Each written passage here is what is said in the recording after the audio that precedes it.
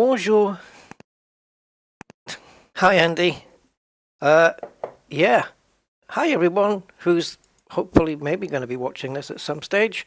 Welcome to Flight Sim. We're still loading because I just needed to add a livery to the plane I'm going to be using right now. I'm not going to be using a commercial jet today. Woohoo! Yeah, so Asobo have deployed a couple of days ago a city update, France, which includes some stuff, which I'll put on the screen the moment we get this thing loaded up, you know. And while I was away, for my week away, I found that this is what I was missing the most to play or use, you know, flight sim. I don't know, it just was. And I've done one flight since I've been back, but I kept it off the channel. It was just a quick flight just to get myself back into the spirit of things. So today we're going to be checking out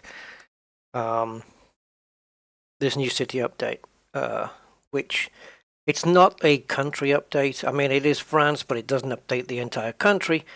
It just updates 1, 2, 3, 4, 5 cities, none of which are France, not France, none of which are Paris. But it does update the Charles de Gaulle. Oh, it's not Charles de Gaulle. Sorry, it does update the Paris-Le Bourget. Oh, I said that right? I don't know. Airport. Which is infamous or famous for being the landing site of Charles Lindbergh's solo transatlantic crossing in the Spirit of St. Louis plane in 1927. Man, imagine to reproduce that thing. Why is this taking so long? The progress bar was moving. We had it up on screen. I had it at the menu, and all I've done is add 2 liveries. Since, is it even moving? Is my little task progress bar still moving? I nearly said taskbar. Flight sim's a strange animal sometimes. I hope it hasn't stopped it. I mean, it's a livery, for God's sake. For a Cessna.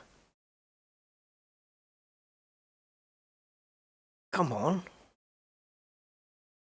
Oh, man.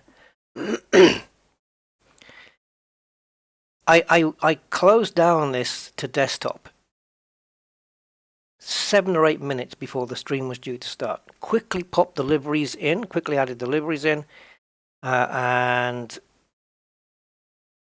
booted it up again. And we're still here. I think it moved. I think that progress bar moved. It doesn't normally take this long. It'll normally, when it gets to this stage, it'll start just stuttering its way to the end. This is very bizarre. What a great start, eh? So, yes, Paris-Le Bourget, or Paris-Le Bourget. Oh, that came out well. That came out pretty well. Paris-Le Bourget Airport.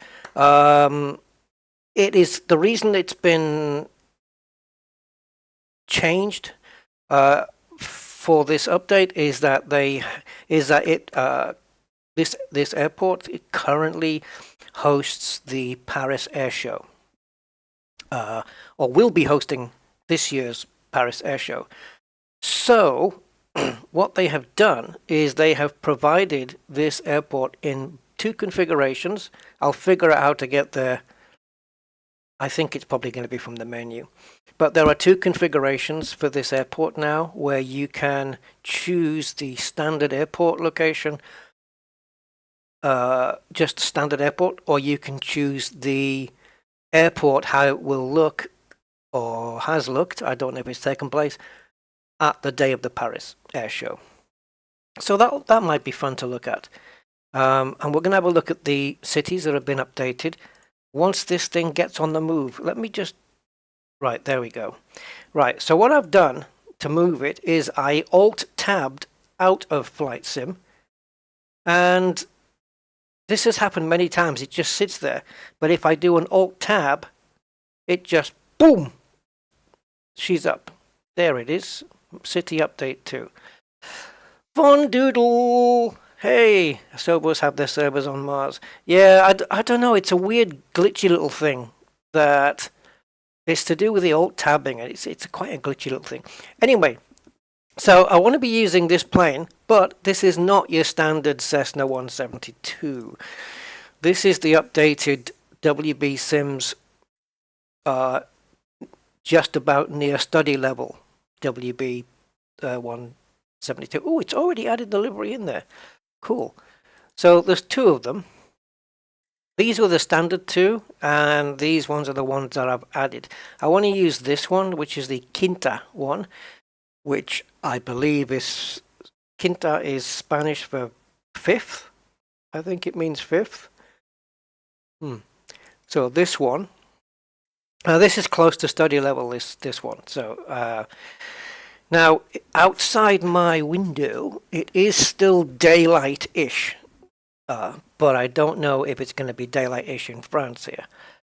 If not, we will be moving time, because I am the master of time. And also parsley, basil, oregano, and mixed herbs. Yeah. Anyway, just thought I would spice things up a bit there. All right, it was a bad joke. Right, okay, here we are then. Let's get down to France. Where is it? Here. Le Bouger. Oh, it's there, look. Now, what? How? If I do set to departure, is that going to just put the standard one in? But if I type it in here, this is the only way I can think this is going to work. LFPB. Oh. I thought there was going to be two of them, and one was going to be the airshow version, and one not. So I don't know how you access each one then. It's not like they're saying how to do that. I've got the page open here.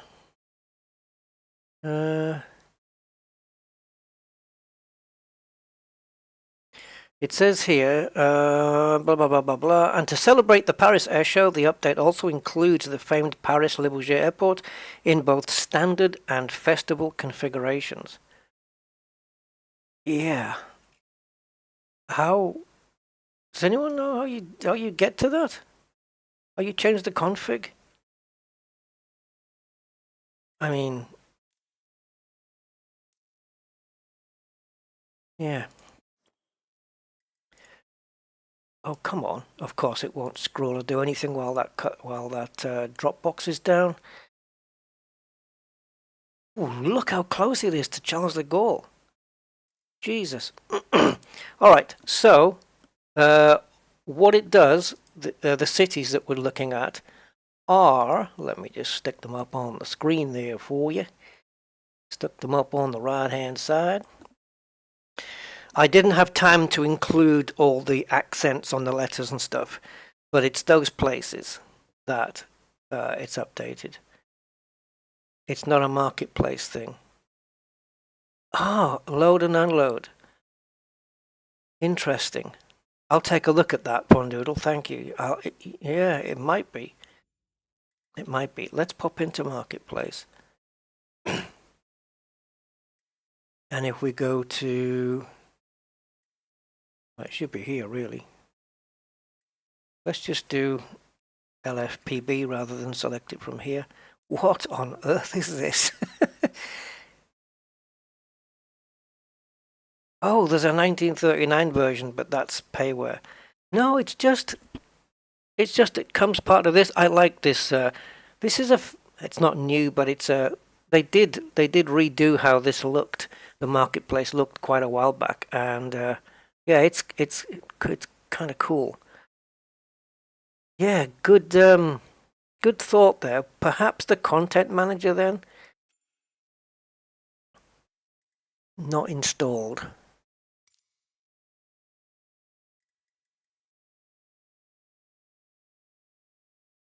Hey Lenny, how you doing?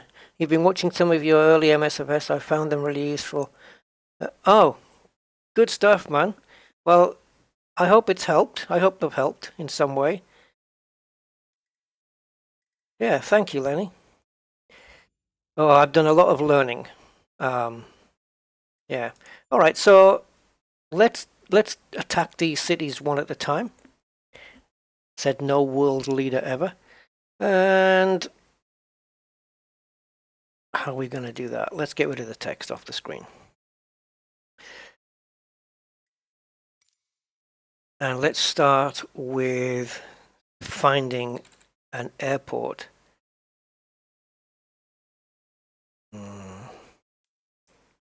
Have I spelt that right? I don't think so. I'm not saying that there is an airport in every single region here, but if not, at least get the closest one we can. So it does look like it's dark and we're going to have to do some time traveling. Now, what I want to know is, where is the city? Okay, so if we take off from runway...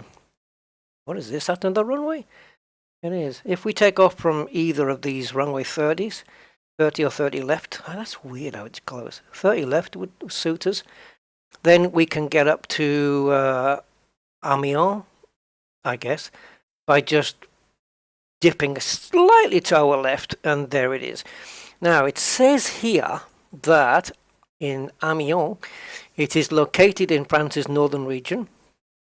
Is it? Let's check that out.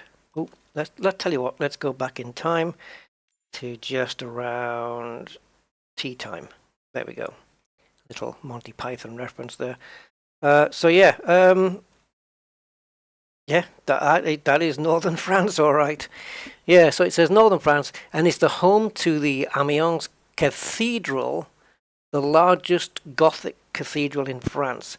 Let's try and find that then. That should be easy spottable from here too, right? I don't know. I took some wicked screenshots of this yesterday.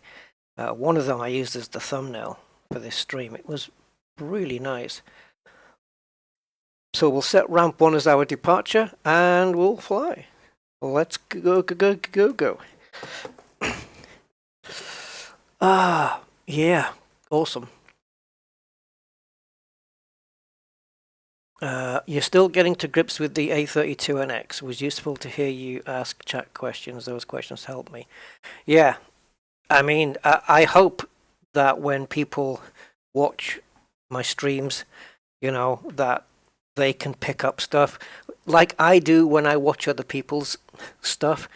You know, I watch people streaming or I watch videos. And even if it's stuff that I think that I know about already, I'll still watch it and I will guarantee you I'm going to pick up something. It's like if somebody does a tutorial on how to use the gradient tool in Photoshop. Yeah, okay, well, I know. But then they'll say something and I'll go, ah, that's a nice little tip, you know? So... It's all, you can always learn something, even if you think you know all about it. Not all about it, but you know what I mean. You're still getting the terrain popping issues. Yeah. Where have you got your slider set? Because I find, I mean, I've just got mine on 100, and I know that increasing that value, while it will degrade performance, it does also... it does also kind of, it's supposed to anyway, mitigate a little bit of the popping. Now I do have the latest Nvidia drivers downloaded, however I haven't got them installed yet. So I'm still using 535.98. I've heard a lot of people say with Flight Sim about, oh, I'm having trouble, and people are going, yeah, well, downgrade your drivers to 528.31 or something like that. No, these drivers are fine. These 53598s, they work really nicely. I've heard other people reporting the same. Good frame rates, stable. I'm getting exactly the same here. I'm still waiting for this damn thing to load. What the hell? And 530, 598 is what I'm currently on. But there is a 536 31, which I think is the latest one. Whatever that 536 one is the one I have. It might be 536 12, but it's whatever the 536 one that's out now is. I haven't installed that one yet, but what I can tell you is that if you jump to the beginning of this stream and look at the thumbnail, you'll see that we had some pretty, like a little bit of foggy-ish, not foggy, but it was kind of misty-ish weather. The visibility wasn't perfect. And I was up in this Cessna, and we were flying over France, and I was getting between 60 and 70 frames per second. Right, I am bored waiting for this stupid sim. What the hell? I'm not waiting any longer because this is not correct. So, do we quit it and go again, or what?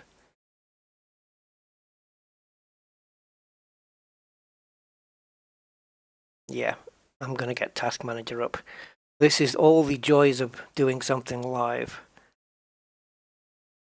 So, you've got 5 seconds. No, I'm not even going to give you that. Right, let's go again, guys. Sorry about this, but these are things that are completely and utterly out of my control, other than starting the stream, you know, like an hour later. And the reason I'm a little bit later in the stream at the moment is that my sleeping patterns are so off the charts. I woke up today at 7:30 p.m. I was awake until around 1 p.m. today because of the previous day, and it's snowballing. What can I say? It's bizarre.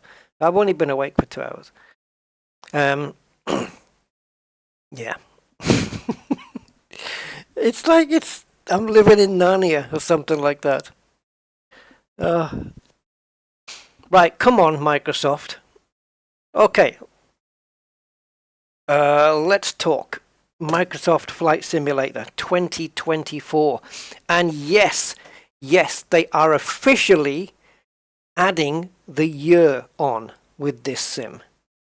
Because now you don't want to get it confused with MSFS. You see, I always had a little bugbear about people saying Microsoft Flight Sim 2020 or Flight Sim 2020 or, you know, referring to it as MSFS 2020. The only time I ever refer to that as MSFS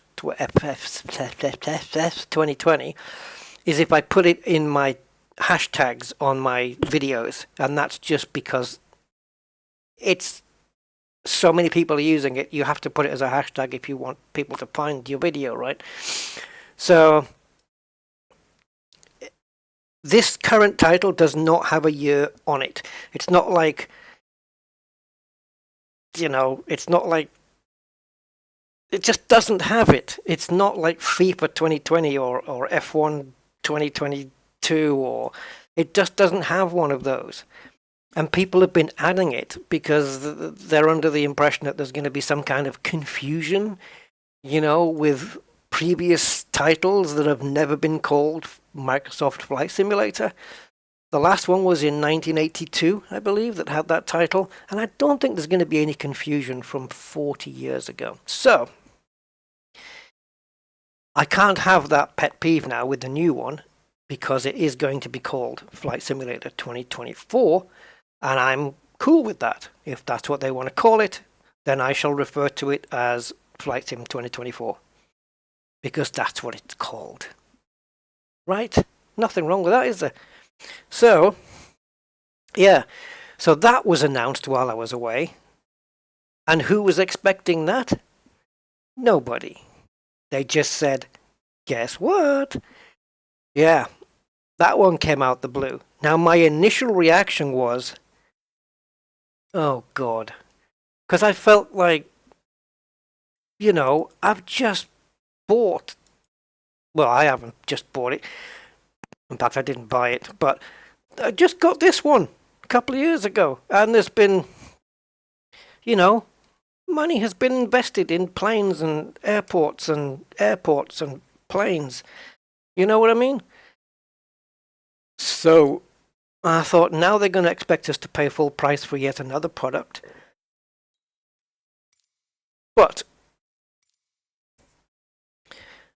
there is a small silver lining, I suppose. Yes, it's going to be a better sim, we expect. It's probably going to need more hardware requirements. So I don't know. I hope I can get ready for that one. I probably won't be able to, but never mind. And also,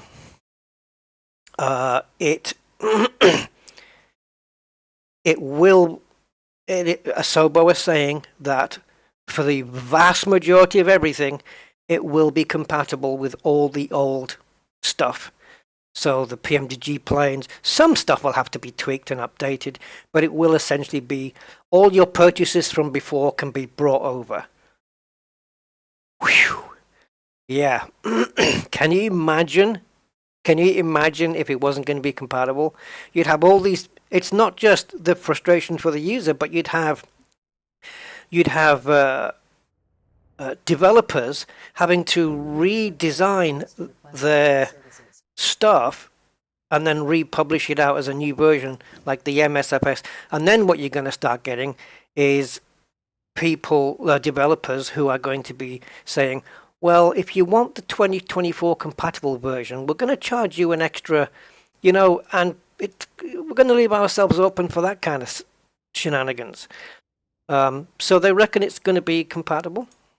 I think what it will do as well, though, it will give perhaps the developers a chance to flesh out their planes with some more systems and some more complex stuff that maybe wasn't available in 2020.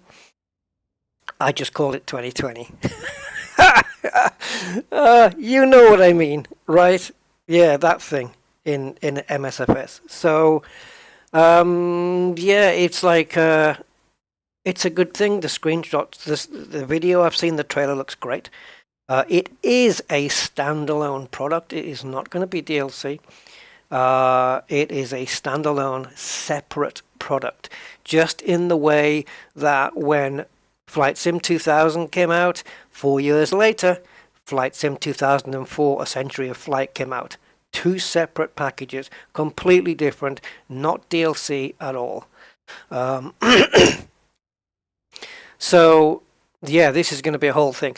And the sea looks better. There's rescues and stuff, which we'll get to that on our sim here very soon, maybe even today.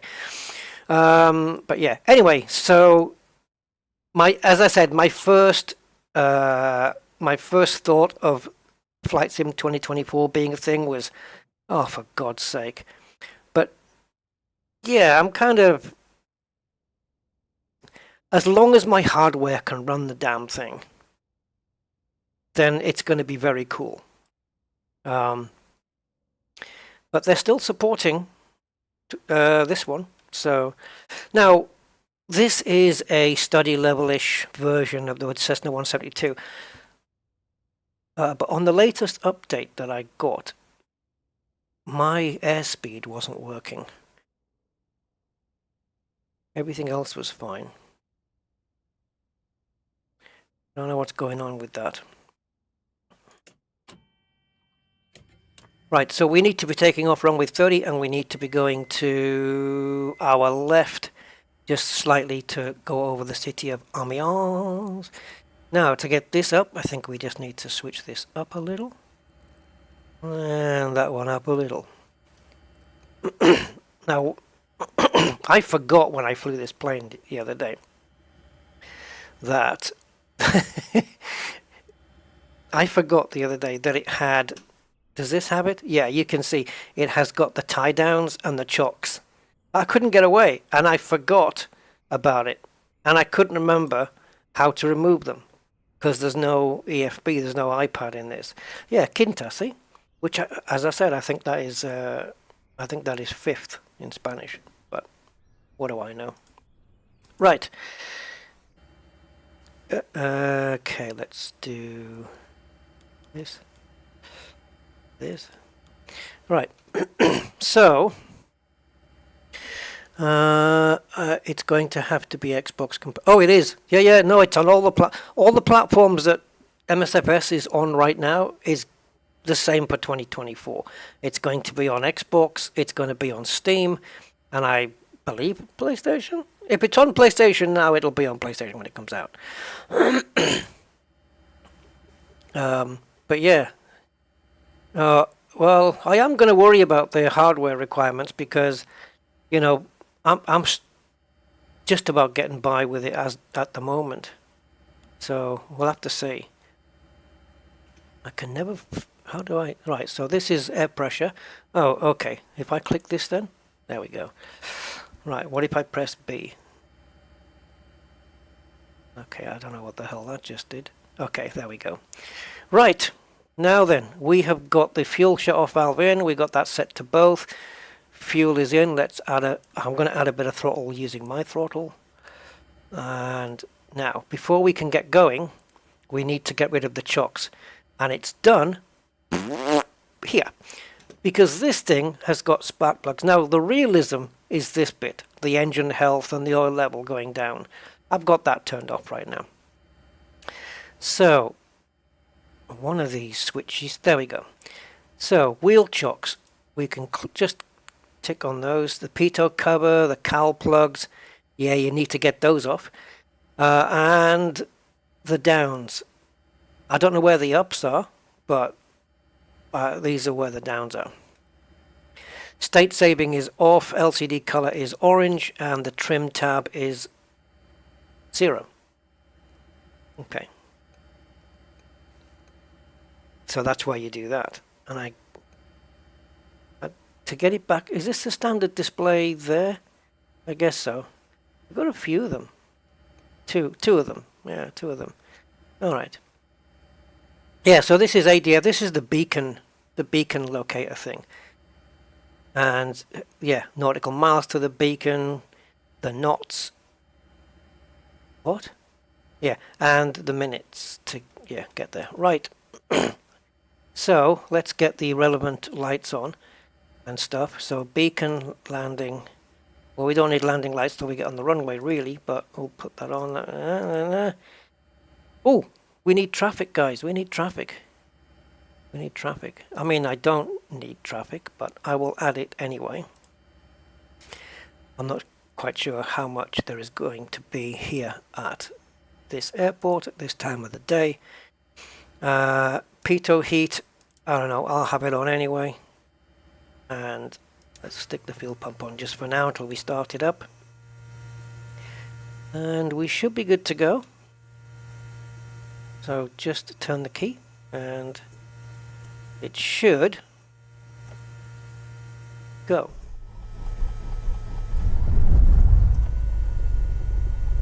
Yeah, man. Okay. Get the fuel pump switched off and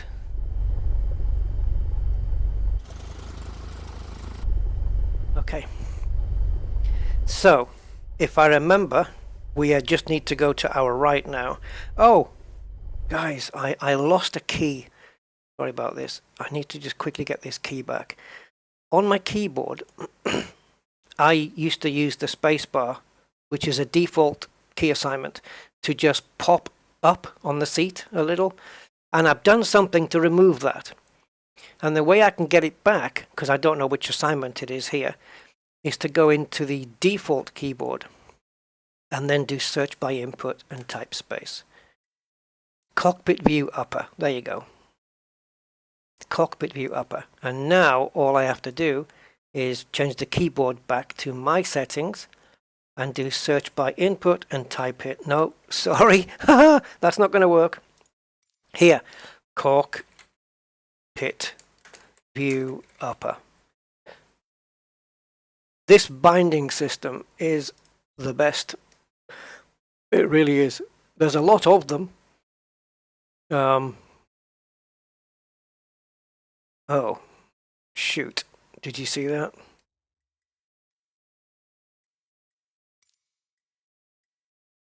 Actually, yeah, let's do that. Toggle auto hover. I'm going to need another key for that. I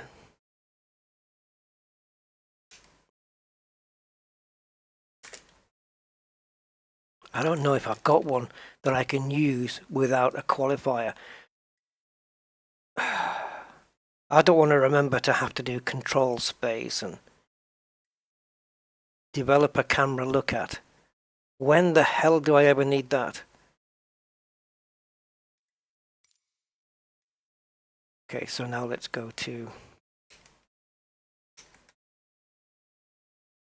developer camera look at, and knowing me, I'll probably end up needing it now. Okay, so now we should be able to, yes man. All right, so I'm just going to confirm I've got to turn right and then, oh, maybe not. Okay, I guess we're going to take off on the other runway and then we could go over the grass. No, we'll go to the other runway and then we'll just turn. We'll be able to see this city. I mean, you can't miss an entire city, can you? Not really. Right? Right, guys? Why is it shaking? Is it windy? What the hell's all this about? Why are the wings shaking like a bit of a nutcase? What's going on here?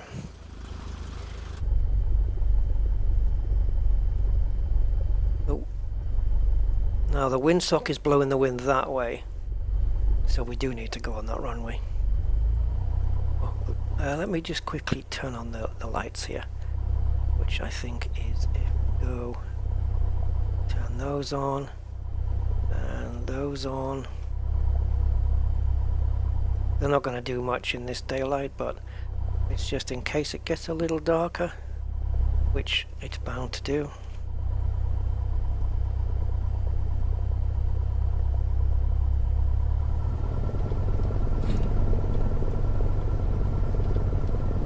Okay, I'm just going to deploy a set of flaps there.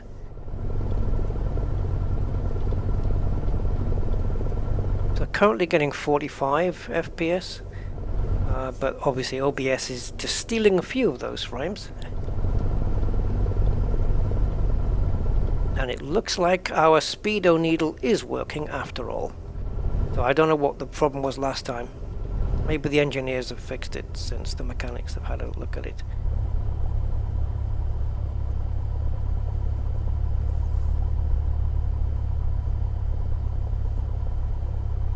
Ah, La France. Every time I think of La France, I can't help thinking of that big American fire truck, which was called a La France, and I knew about that because I used to have a toy one when I was little. It's a huge, big fire engine. It's like it's articulated, you know. It's like a 18-wheeler. It has a cab and it has a trailer, so to speak. It doesn't have a cab and a trailer, but yeah. Yeah, the American, I think it's just called the American La France. Huge freaking thing it was. Well, it was as a toy compared to my other cars. But hey, what can I tell you? That's what I think of when I think of La France.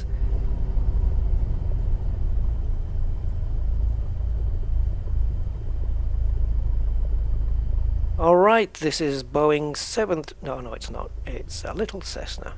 Right. So we're going to go up and Amiens should be to our... Yeah, to our right. Let's get some more power down here, buddy.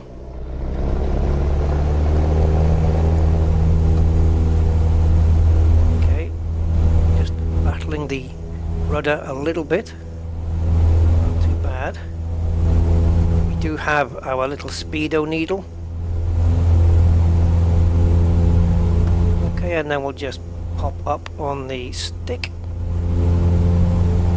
Oh, come on now.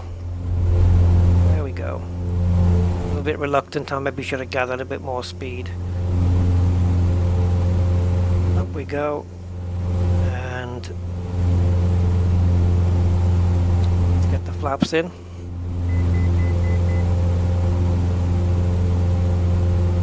So we're going to be looking for this Gothic cathedral if we can find it. Shouldn't be that difficult, right, to find a cathedral? Well, I've got to find the city first. Shouldn't be that difficult, right, to find the city? Hey, I can miss a city. I am capable of such things.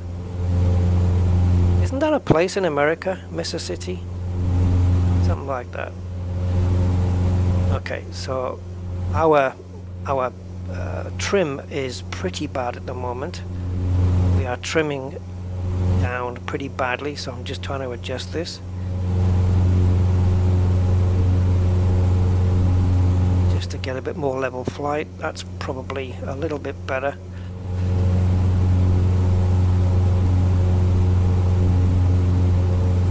Guys, where's I am traveling in the right direction, right? If I look here at the airport, we need... Oh, we are not in the right direction. Holy crumbs, we are not in the right direction. We need to be somewhere like here. We need to be pointing to all this sketchy blue bit. Yeah, no, yeah. Just slightly off.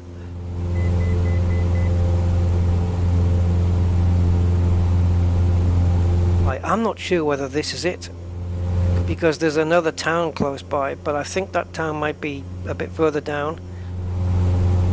So yeah, I'm gonna say this is it, but I can't. I'm 90%. You missed Bradford once and drove right through it.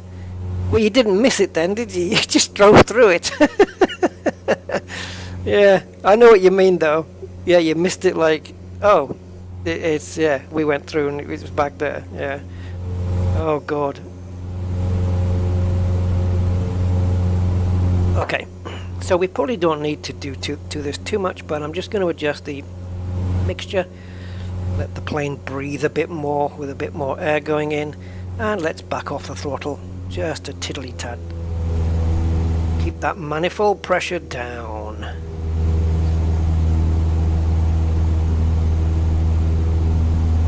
All right. Tell you what I'm going to do. Right, I'm getting 54 frames at the moment. Tell you what I'm going to do. I'm going to load up a little nav map, and I'm going to see, just going to confirm that this is in fact the correct city, because I know there was one beginning with L. Oh, don't give me an update now. Remind me later. Yes, this is definitely Amiens or whatever. So, the largest Gothic cathedral in France. How difficult can that be to find? There's a football thing.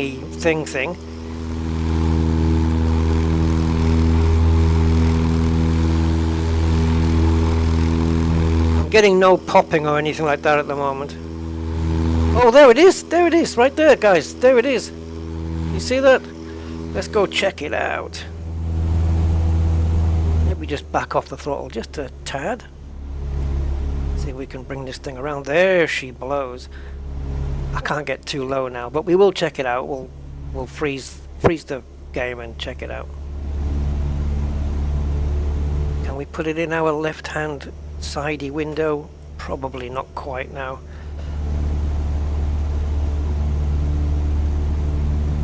Right, let's just active pause and drone mode. I can't believe that even on my PC I'm pushing what, 58 frames with these graphics. It's just like I can't believe it. Oh, there it is. Wow, look at this. They don't do buildings like this anymore, eh? It looks like one of those, you know those models you could make out of paper? You know, and then you'd fold them all up and it would look like this. I think my dad made one once. Looks very much like this. Yeah, the buildings around, some of them are quite detailed, but some of them look like, you know, post-war bombed, like this thing. Maybe 2024 will do that a little bit better. Who knows? Who knows? Oh, look at that. They've even got the walkway into their thing. That's an impressive looking building. Oh. Don't want to get too close. I don't want to spoil the majesty of the building, let's say. It's nice though, very nice. But all these religious buildings, you know, cathedrals and churches, because religion always got a special nod, didn't it? But all of the buildings there are just so beautiful. They really are. The architecture on them is amazing. There's some amazing cathedrals and churches and minsters and stuff like that around. Even like in the UK, there's York Minster, which I went to as a child. That's seriously impressive as well. Really nice. And imagine, you wouldn't want to be a parachutist that that gets off course and lands anywhere near this building. That's going to be painful. That's going to give you hemorrhoids for a while if you land in the wrong spot here. Yikes. Pointy. Yeah, you do not want to be floating off course anywhere near this building. Let's reset the camera. Okay. Sorry. I know these are kind of bum jokes, but...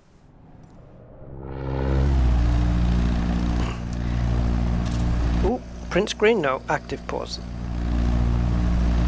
Hello?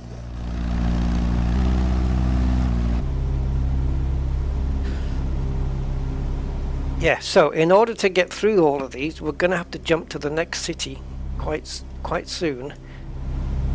Very impressed with these graphics and stuff like that. I can never not be impressed with this stuff. And to think how not so good this is going to look in some years to come. Got a couple of cranes there, some power lines I think here as well, up here. It does look good, doesn't it?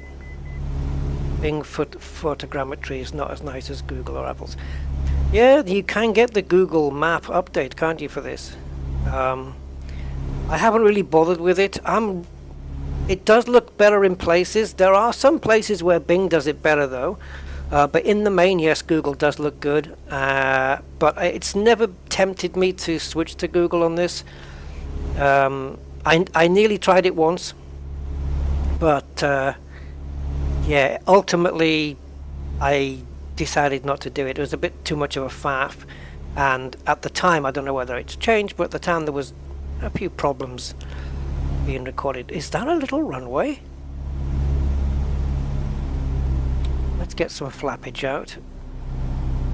I'm not saying we can land on it. I'm not even saying it's a runway. I don't even think it is. Like a grass strip runway. I don't think it is. But it might be.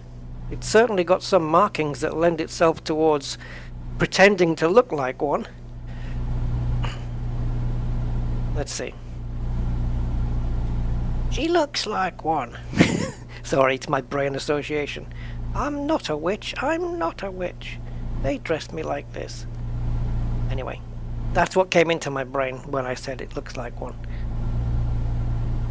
It's just the way my brain works. I think we're a little bit high for this. But I'm going to try. High and try. Oh, this is not... I mean... Is it a runway? It's got markings on it. I don't know, what the hell. It's been allowed to grow over a little. Oh, okay. It's bumpy. Oh dear. Needs... Oh my god, you can hear the propeller. Is that... It sounds like the propeller hitting the blades of grass. That's what it sounded like to me. I don't know whether that's what it was. Oh, okay. I understand now. Yeah, it's right. Just to let you know, it's not a runway, because if it is, like, it needed lawn mowing like a while back. Yeah, it's not a runway. No. Take my word for it, guys. Definitely not. Right, let's jump to the next city. Angers, or Angers, in the western region, is renowned. I'd like to look forward to this one. Angers is renowned for the towering Angers, I would think. No, Angers, that doesn't sound French. Angers. No. However you pronounce it. Côte Angers. Angers. Right, cathedral. Yeah, for the towering Angers Cathedral and its black and white walled castle. Very interested to see that one. Black and white walled castle. Heaven's Disciples Games. Hello, matey. Any land? Yeah, yes, that's the popular saying, isn't it? But what if you walk away from a landing, but your arm's missing? Just saying. You can walk away from it, but your arm might not be there. Anyway, 26 and 26 left, and Angers is slightly to our right. I love the way that they just light it up like this, because obviously city lights, but it's kind of cool. As long as it doesn't cost an arm and a leg, yeah. If it costed a leg, though, you'd have to be kind of hopping away from it, though, wouldn't you? Hopping mad, I suppose, is probably where that came from. So, let's go to... I'm not even sure whether this is the correct parking area. It's probably going to be something like this. Did that say it was a gate? Because, yeah, no, it's a ramp. Okay. So, I'm not going to adjust the time here. I'm going to wait till I get to the airport and then adjust it. I'm not saying that was the reason for the hold-up last time, but you never know. I love this plane that you can see on screen right now. Isn't that the Pilatus PC-12 or something? Maybe not. But it's a turboprop, and the sound of the engine of it, I love it. The way it whines up. Oh yeah. It's one of my favorite sounding planes in the game, this thing is. Certainly of the light aircraft, or the small aircraft. Okay, LFJR. Yes, who shot JR? Set parking brakes to request ground. Yeah, it's funny that it doesn't have the parking brakes set when it loads up. If I put the safe state on it, it probably would do that. So let's get to... Should we go morning, guys? Should we go morning time? Let's say the sun... Well, I don't want to get it too sunrisey. I want to see some decent detail, but something like that, perhaps. We can always adjust it some other time. And again, it's a very small airstrip, so I'm not expecting to see any other planes here, even though we have live traffic on, unless there's some static aircraft. So, runway 26 is... Well, ain't that just something? So yeah, it's here. This is the runway where we need to take off from, regardless of the wind. I could have just put myself on runway 26. However, I wasn't sure all the systems were going to be up. What's these blue splotchy bits? Is this WOA? WOA? Is it H2O?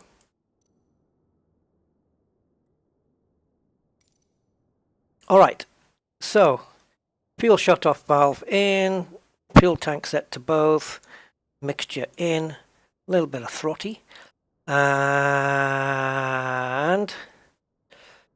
I'm just going to put all the lights on that I'm going to use. Master on. Avionics on.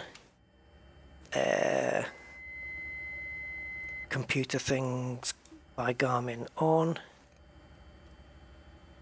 Beacon thing, transpondery, whatever it's called, not transponder, but beacony thing on.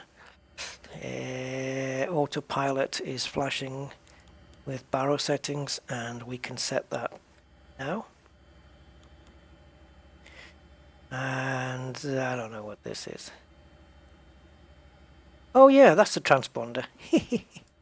Yeah, right, okay, cool. Let's pump some fuel through, prime it up. And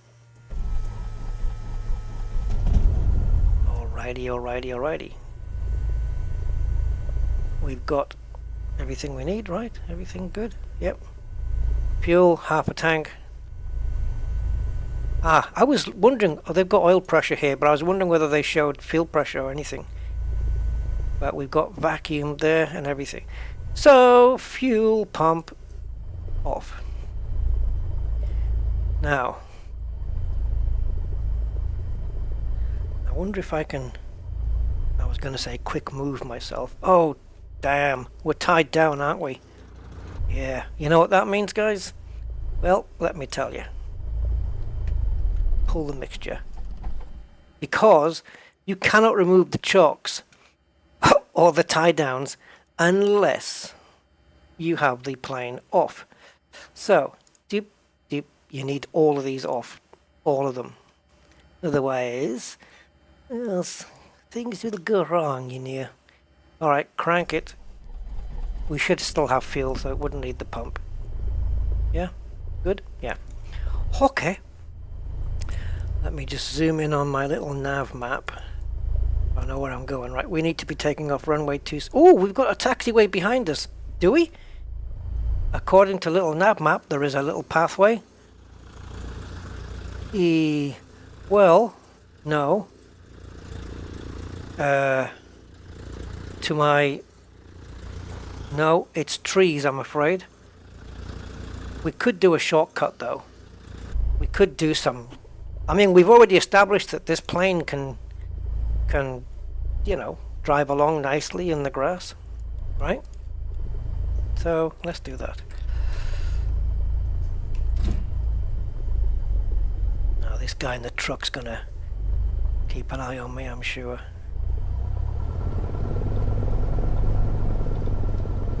He's probably gonna report me to the authorities here. But we need to do a little bit of lawn mowing.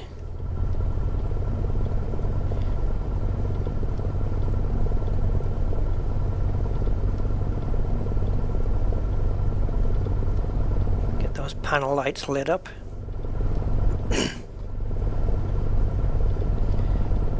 Now I'm just going by little nav map here, and I'm hoping that it's steering me in the right direction, so to speak.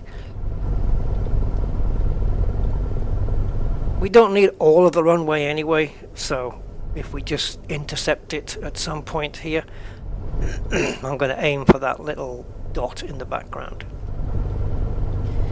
which is about where I want to be, I think. Hey, Ad Astra! If I board my plane on Monday and I hear, "Hi, I'm Rusty, I'll be your pilot today," I'm jumping out the window. Oh, right! Okay, I see what you mean. Thanks a lot! I have a 100% safety record. Yeah. Alright, runway 26. Here we go. I don't know how long the journey is going to be until we get to the place we're meant to be getting. Ooh, this thing cranking up big time. Alright, let's lay full power, because we only had 99% on before. Yes, hello Ad Astra, how you doing? I hope the day finds you well, and if it doesn't, you can go to... I don't know. That just came out. Can you imagine that as a greeting? Whoops, Jesus, we had a bump in the wrong way. We do have air traffic. Imagine that as a greeting. Or on a greetings card, right? Yeah, like a get well soon card. Oh man, that'll be amazing. I think what I'm going to do, guys, just for the sake of speed, is to use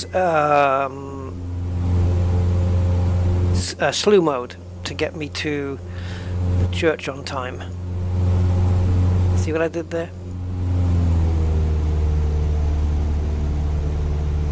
So if I just point towards, okay, I've got something on the map here called Saint Bartholomew d'Anjou. I don't know whether that is the thing, and Les Jardins des Plantes. Oh, the Garden of Plants. Yeah, genius.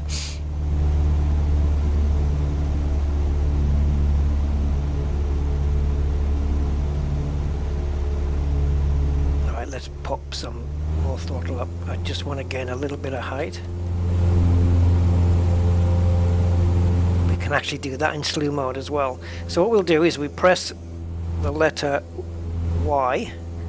No, we don't, because the key's on the wrong side. There we go. And I can use slew mode to get myself to Angers. What's it? Yeah, Angers or whatever it's called. No, not up and down. This way. There you go. So let me just bring my map in a bit more. I'm going to see if I can put myself near this Saint Bartholomew, which is over here. I am keen to find the black and white walled thing. Okay, apparently we're just above it now. Now we need photogrammetry to pop itself in and stuff. So if we active pause and just take a look out. So got sent. Oh yeah, we're right on it. We're right on it. Which is over here something. No, I'm not really seeing anything St. Bartholomew looking.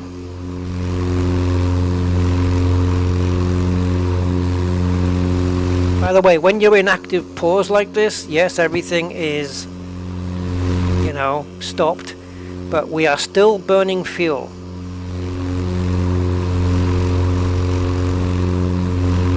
Okay, this is quite a little bit bigger than where we've just been. Looks like a quarry.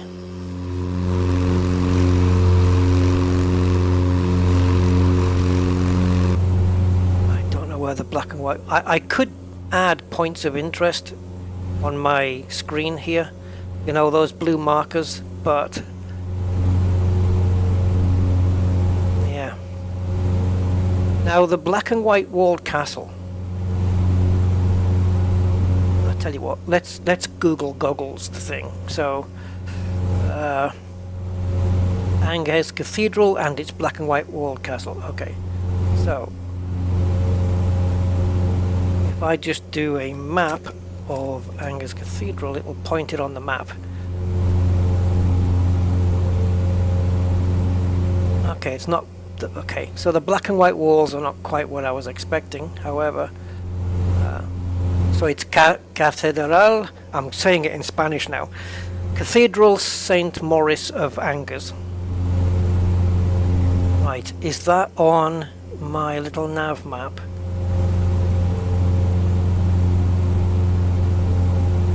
Right, I don't know which side of the river it's on, so let's have a look at the map. Ah, it's just on our side of the river. Okay. So therefore, I love that it has a place called Downtown. And a Carrefour, which is a supermarket. Yeah, they managed to put that on.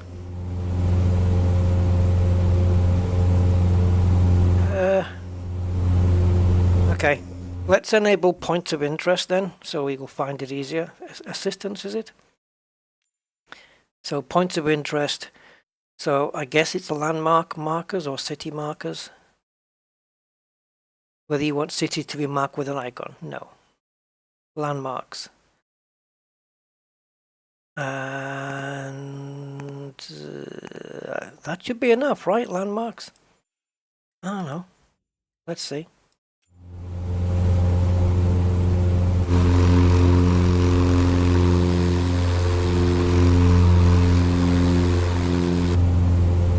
Yeah, maybe not. Okay.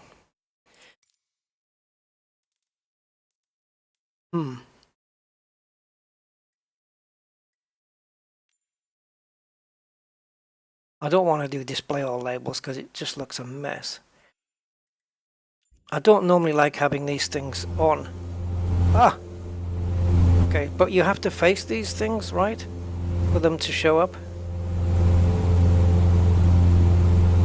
Yeah, that's the city. What we need is the bits and pieces. Oh, this is no good. The scenery does look nice though. Yeah, so there's the river. Now this cathedral is on this side of the city. Oh god. I'll do the whole sentence again. There's the river. Now this cathedral is on this side of the river. Apparently.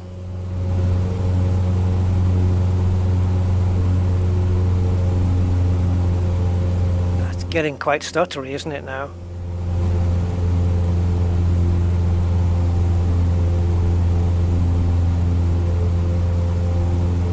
Graphically, she's looking mighty fine. Let's see if I can get a better map of this in Google's.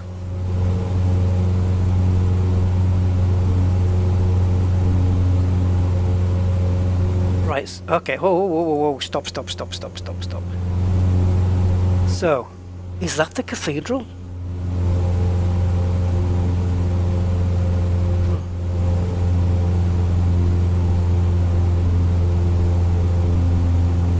No, I don't think so.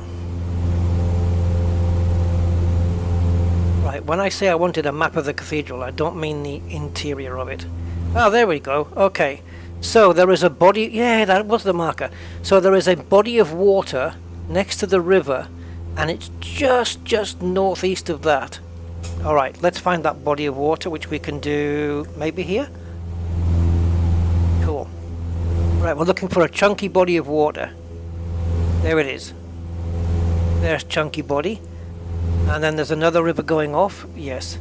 So where that river goes off, the cathedral is here, right here. Okay, then why don't we keep that on screen for now? And now that we know where it is, let's go back in here and get this stuff off. So I think I just set this to hard, right? Yeah, that's it. Just set it to hard. Everything off. And we should be good to go. So let's back down on the throttle and turn this son of a gun around. Look, the weather looks, I mean the weather, the atmosphere, looks amazing. We just purchased cyanide for DCS, which is very impressive. Oh nice, DCS still running, it's still like active, still like loads of people on it. I think that's going to be the case for a while, isn't it? It is the combat sim to be having. Did you ever play, I think I dabbled in this a couple of times, but did you ever play IL-2 Sturmovik? I had to go with that a couple of times. Right, so there's that big body of water, and it's just before we get to the off-river that we have the cathedral, so it should be here. So we're just going to descend a little. I think I can see it. I think it's right there. Is it all this building? Let's get right down low. Let's do some tornado low level flying.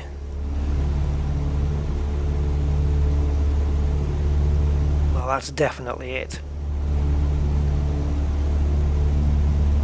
I mean, the flight sim itself mentions black and white walls, 52 frames now. I've paused it.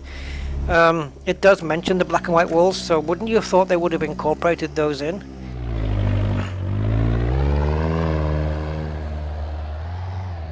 Maybe they mean inside, right? Oh, it looks a wreck. I don't know if I'm waiting for photogrammetry here to update, because why would you mention this and not actually physically do a better model than this, right? I mean, I can't say, yeah, it's got a black roof and a white walls, because all the buildings around here do. Are we waiting for photogrammetry to load up or what?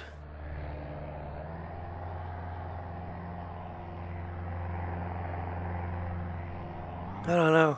But this is it. This is definitely, it has to be it. Angers Cathedral. Well, that's what it says, Angers Cathedral. It's a Roman Catholic. Yeah. Dedicated to Saint Maurice, or Saint Maurice in Angers, France. So if I'm looking at the front of the cathedral on Google Tube, and I just want to see. Yeah, I wouldn't exactly call that a representation of it. Let me show you what I'm what I'm looking at. So I'm looking at this. So if you see like this image here, you've got the big huge black door at the front there. The two spires and then the little dibbly spire going up, and you've got all of these little carvings here, right? And then if we look back here, we do have the big black door, we do have the carvings, and we do have the thing. But then, what is this? This should be the basement, this should be the cellar, or the dungeons. Why is it so high up?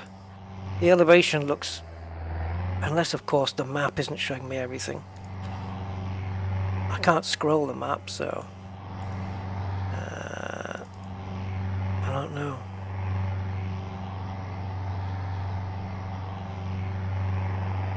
Anyway, maybe we're not seeing the whole picture on the photo there. Okay, stained glass window then. It looks like a door from this photo, because as I've said, it doesn't go down. It doesn't go down far enough. It looks like the photo's been cut off, and I can't look at the image. Why would they cut the bottom off? Let's have a look.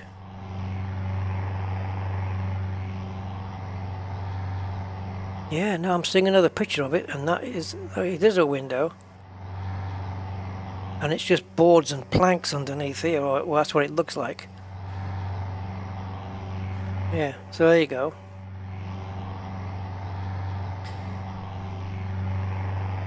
And it's got a clock there, which I can't believe they haven't really put in here. And, you know, with working hands and everything. Anyway, so let's get back to the aircraft. And I keep pressing checklist. Camera.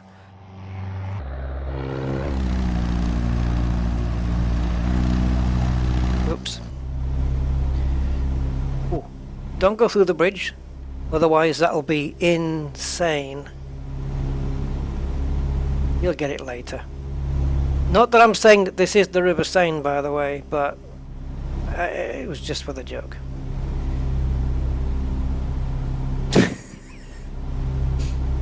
My brain comes up with this stuff. Oh no, come on. Really? No. Rust, no. I mean, that, no. Silliness.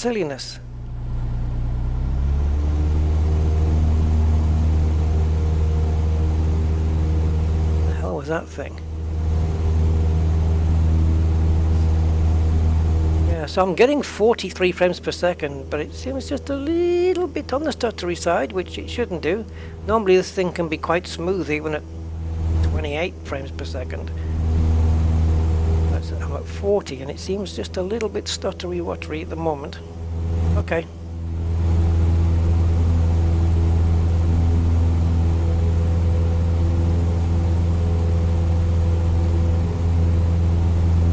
To figure out about this airport. Let's take a look. Let's take a look at this airport. See if we can figure out how the hell to get it into. Or maybe I can quickly Google it. What is it? LFPB, right? LFPB.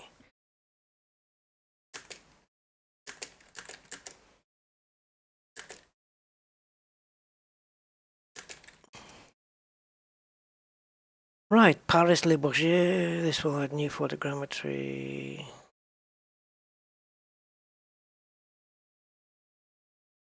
Right, are any of you guys?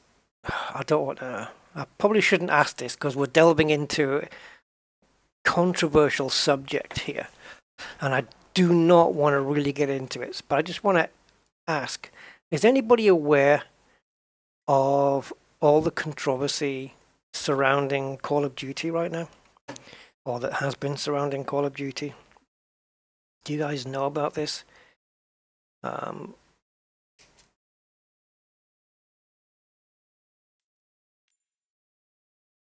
Because it seems that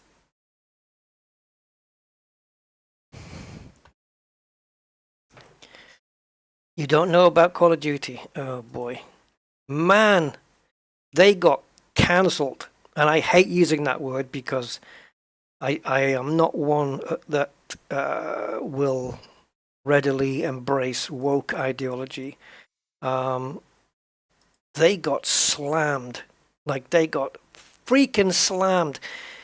Game companies, guys, I might have a rant here, but I said I didn't want to get into it. But it needs to be said. Game companies should be game companies, right? Keep your freaking nose out of politics, out of religions, out of controversial matters that may divide your audience. Just keep your freaking nose out and just get on with producing the freaking games. Call of Duty's been slammed so hard, and rightly so, in my opinion. Now, I get where they're coming from to a point, but the way they handled it,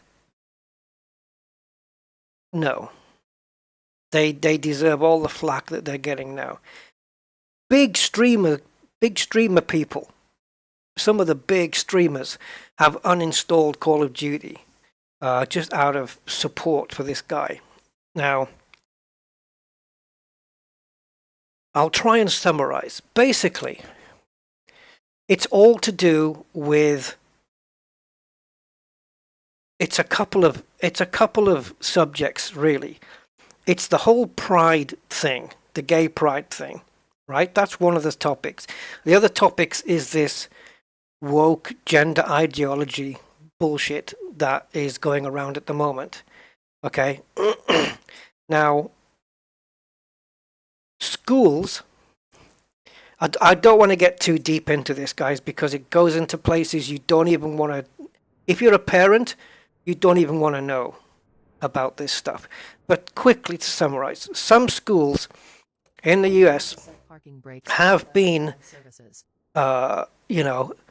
everyone's trying to embrace inclusivity and stuff. Now, for me, I say be who you are and just, that's fine. No problems. But schools are teaching or trying to teach this woke gender ideology on to small children. And the parents are saying that not to do that. That's our job. You teach them the maths and the English, we'll teach them that stuff if and when we think they're ready for it. And I think the parents are completely right. Yeah? So it's up to the parents. The school's got nothing to do with it. So the school's doing this. And there was even a case where there was a girl who was having some boyish tendencies, let's say, what we would have called a tomboy. And the school started wanting to change her over to being a boy. So they gave her a boy's name in the school. These are all the teachers, and they they encouraged her to be. It turned out it was in fact just a phase that the girl was going through at the time, right? And they did all of this without even letting the parents know. And when the parents found out, it was a big deal. So this guy, who is a massive Call of Duty live streamer, to the point where he's even got his own skins in the game under his name. That's, he's a big name. He tweeted, there was a protest outside of I think it was outside of a school, and it was the parents protesting against this, and rightly so. I'm fully with the parents on this. I hate all this ideology going around. It's rubbish. And the parents said, that's our job. So this guy, this Call of Duty streamer, just tweeted, leave our kids alone. Leave the kids alone. That's not even controversial. If you're a parent, I'm not. But if you're a parent, there's nothing controversial there. Nothing. Leave the kids alone. These are little kids that they're trying to, get in, it angers me. And he tweeted, leave the kids alone, which is, I think, a fair comment. And it has nothing to do with Call of Duty or Activision. Nothing to do with it at all. He just tweeted that because he's a new father. He just had a new son, and he's got these feelings. And I think anyone who's got kids, small kids, wouldn't want their kids to be getting taught this crap in schools. So, yeah, he tweeted that, and rightly so. And Activision, in light of that tweet, took all of his merch out the game. Just like that. And people were pissed off that they'd reacted this way. And he was getting called, here it comes, transphobic, because he'd said leave the kids alone. It could not be further away from transphobic at all. There's nothing transphobic about it. Leave the kids alone. Right? How is that even controversial? So there was this massive, huge backlash against Activision. And if you go on Twitter and go to at Call of Duty or at Activision, I think it is, and you look at their posts, every response almost on there is leave the kids alone or hashtag leave the kids alone. Thousands and thousands, to the point where Activision was scrambling and they had to delete all these tweets, and they got a massive backlash. And there was another streamer called, oh God, don't let me forget his name. He wears a wig and sunglasses and stuff. Is it Dr. something? He's a big streamer. This guy is huge, right? And he does Call of Duty as well. Uninstalled it live on a live stream. Uninstalled the game, right? They got a massive backlash for this.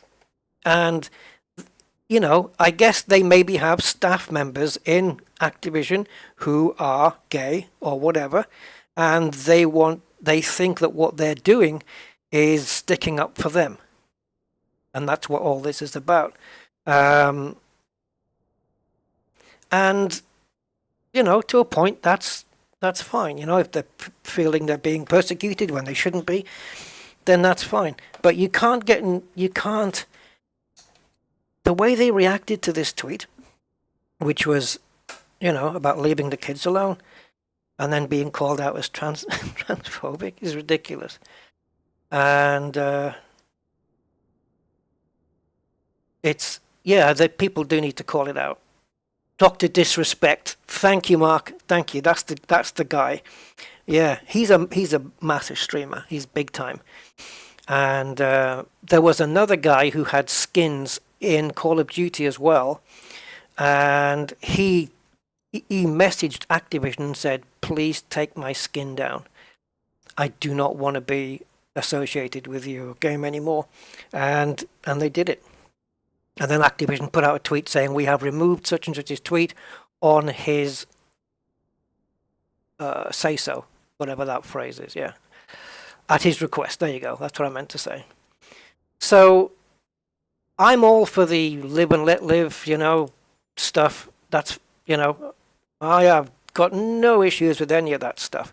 But you cannot be pushing this BS stuff onto these kids. You can't. Teachers, it's not their place. English, maths, history, geography, science. That's what the teachers should be freaking doing. Not the BS stuff. I mean, yeah. So, there was a reason I was mentioning this, because some of the ideology has reached one of the flight sim developers, or developers for flight sim, and I'm not going to name it. I'm not going to say who it was or who it is. But yeah, so I won't be flying their plane for now. I get it to a point, and anyway, I know it's controversial, and I know people are going to agree, disagree, whatever, but you cannot, no reasonable person, in my opinion, can have a problem with leave the kids alone, leave them out of it, And they interviewed one of the one where there was the girl that was slowly being embraced as a boy at school without the parents knowing. When the father found out, yeah, he was rightfully pissed off, and he protested at the school. I mean, it's getting out of hand, and the whole ideology is just, well, it's insane a little bit. It's yeah. Where are we going, guys? Where am I? Am I in the airport? Yeah. So I was actually going to just mention that about Call of Duty and how the backlash has hit them so hard. But they're still just pushing on, posting on Twitter as if nothing's happened. And some people are saying, that their stock's going to go down, nobody's going to buy their new game or whatever. That's not true. They're not going to suffer so bad from this. I mean, they've got a backlash right now, but people are going to buy the game, and people are going to say, yeah, I don't care about all that stuff. I want to play the game anyway. That's what's going to happen. But there are calls for people just to boycott the game altogether, and because it's the only way to let or put at least other developers on notice that this stuff just isn't acceptable, And there was streamers saying that if Activision took this guy's skin down because he said leave the kids alone, that must mean that they don't agree with leaving the kids alone, and blah blah blah. And now Activision are getting called groomers and all sorts of stuff, and it's getting out of hand. So go check it out online, guys. This stuff it's happening. And it has been, at least the week I was away, I saw it all unfolding. I was watching some of the videos about it, and listening to some of the stories surrounding it. It's a little bit shocking, really, in places. Yeah, but for me, yeah, it's yeah. I do not embrace this woke gender ideology stuff at all, but I do think that people are entitled to be who they want to be and love who they want to love and all that stuff, and I don't think anyone gets to tell anyone else who they can and can't. That's what I think. As long as they're not harming anybody else. But this is the thing. It is leaking now, and they are harming other people. Not all of them. I don't want to make it sound like that. But, yeah, certain woke parts are doing this. And, No. No. So, yeah, probably shouldn't have brought that up, really, but I wanted to. Oh, is that right, Ad Astra? Wow. Yeah, I'm with you on that as well. I'm not into the anti-abortion stuff either. But, mind you, I'm not a woman, so I could say I was. I could just say, you know, according to the ideology, I could just, for a day, I could just identify as one, and therefore I am. Right? That's how it's working, isn't it? If you just say you are. There was a freaking, I can't even believe that this was even organized and sanctioned. There was a not UFC. Jesus, that would be wrong to say. There was a mixed martial arts fight. I don't know when it was. It couldn't have been too long ago. And it was what they call is it trans female? Right? There's not really any trans involved in this case. But it was a guy who identified as, I hate that phrase, identified as female. Right? Had a haircut and stuck on some lipstick and said, I'm a she. Right? That doesn't make you one, but that's what I identified as, and according to woke ideology, if you say you're something, you are that something. So, it was sanctioned that he could have a mixed martial arts fight against a female. I'll leave you to guess who won that one. It was literally a guy beating up a girl for 2 rounds. That's what it was. Really? This is where we're heading now? And there was a guy, I mean, this wasn't officially sanctioned either. It wasn't like an official event. There was a guy who, just to prove a point, decided that he was going to identify as a woman just for a day. And he was allowed to enter a women's weightlifting competition. Right? He was allowed to, right? Because everyone's scared not to be seen to be inclusive. That's what the problem is. And it doesn't matter how freaking crazy it gets.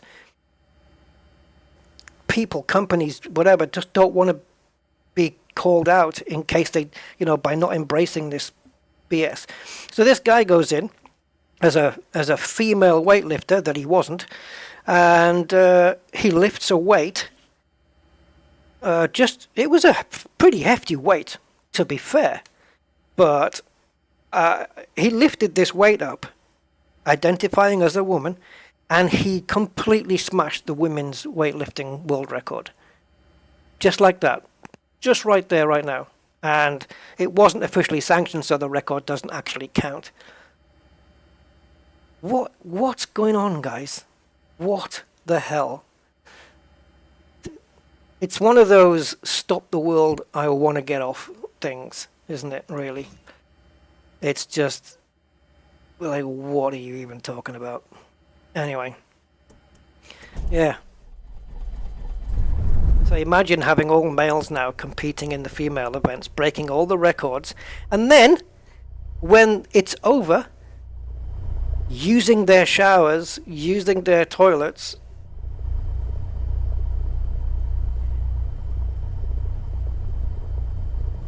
and the women are just, they don't like this. It's an insult to them, they're saying, and it is. Anyway, that's my thoughts. What about you guys? Don't forget to leave a comment. Oh, God. Oh, jeez, man. Let's fly. I am identifying as a female pilot, so let's fly. I'll be your hostess today. Hang on. Oh no, have I left the chocks on? Oh, gold. I'll never get used to this. Yeah, so there you go. I mean, like I said, I don't have kids. So I don't know how I would feel about it if my kids were involved in the teacher stuff. But I think I can pretty much make a solid guess that I'm not going to be too happy about it. Nope.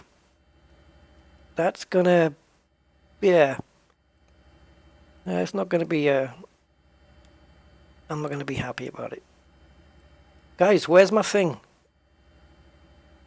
Where's my chocks thing?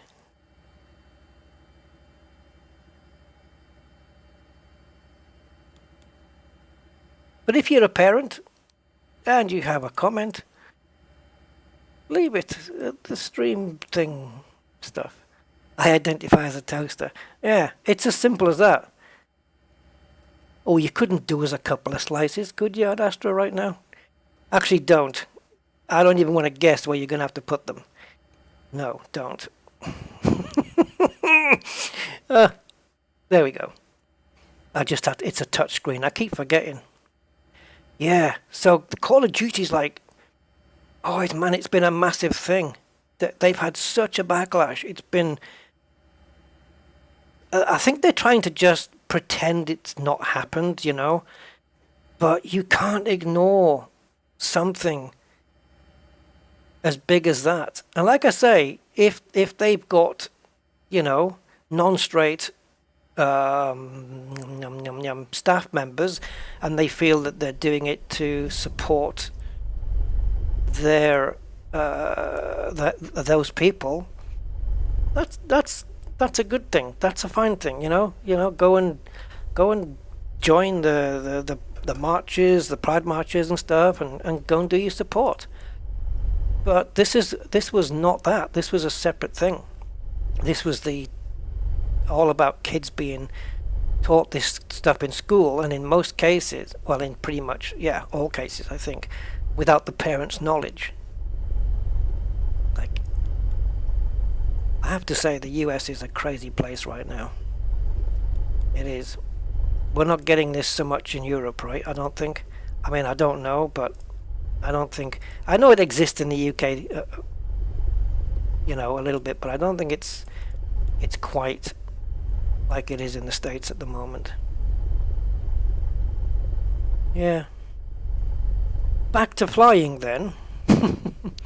Guys, I want my map on the screen and I can't find the bloody thing. Go to checklists. I don't want to go to checklists. Menu. Dude.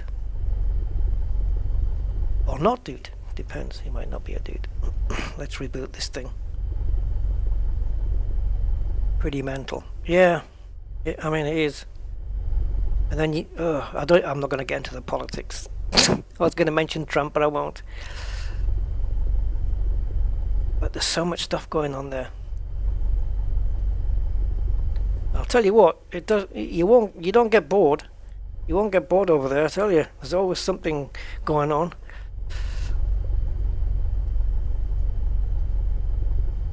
But yeah.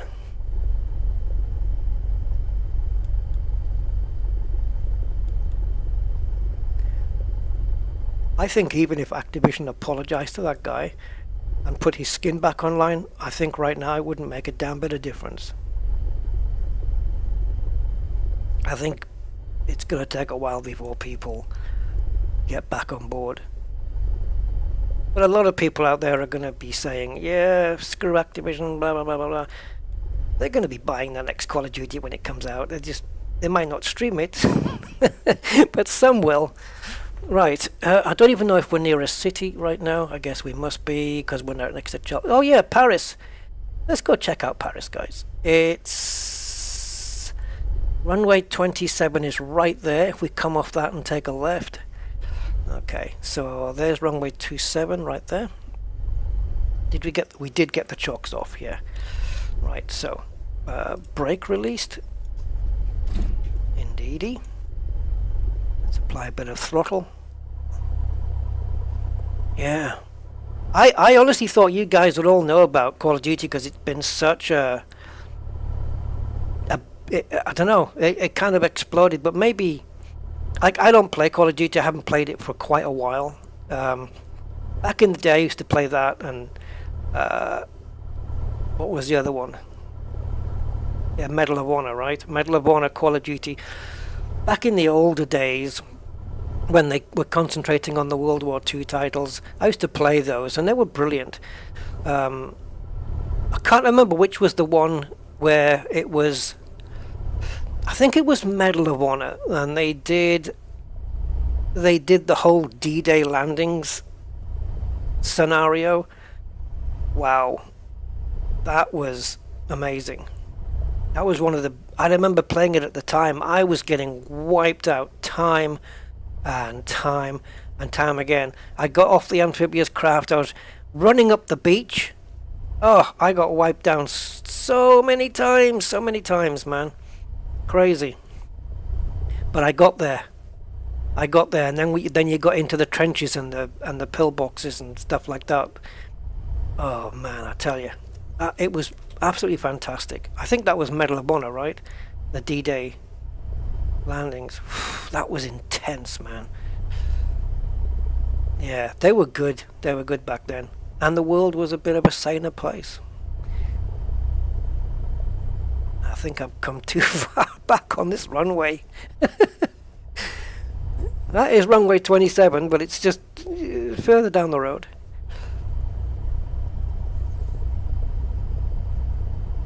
Yeah, so yeah, anyway. I'll probably get some unsubscriptions now from my views. I'll get called all sorts of stuff. And I'll get cancelled. Leave the kids alone. That was a line from Pink Floyd, by the way. Oh God, that applies, doesn't it? Hey, teacher, leave them kids alone. Oh my God, has that ever been more relevant? A sodding nut house, yeah. Oh, you're in Canada, cool. How do you get there to your parents' place then? I mean, I don't know if it's on the northern part, but do you go by like plane, or do you drive, or? Because it's big, isn't it? Like Canada and US is pretty bloody big.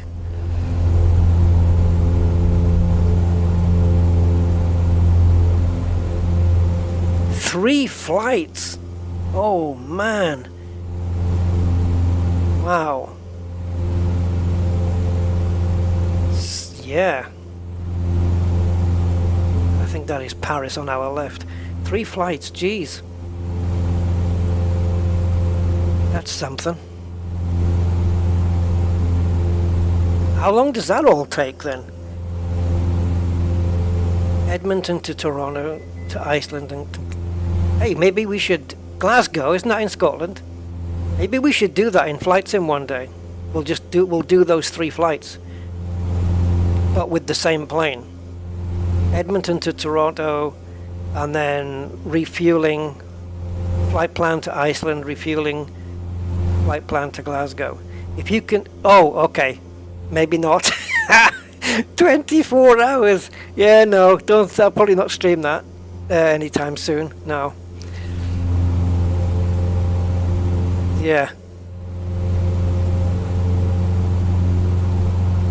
That's the Eiffel Tower, guys, from what I can make out.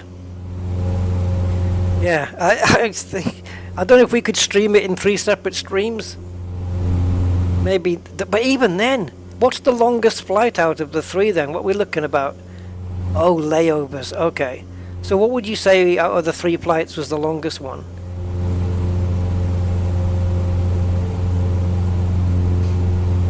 That would be quite something, wouldn't it? And also I need to know which airport in Iceland it's doing. But yeah, we could replicate that.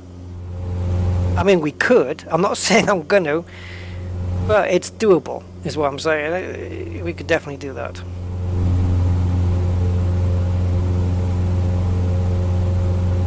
Yeah, that's quite a journey.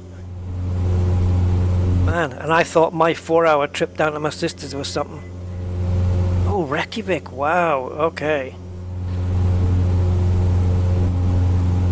Sod the spelling. I wasn't going to say anything.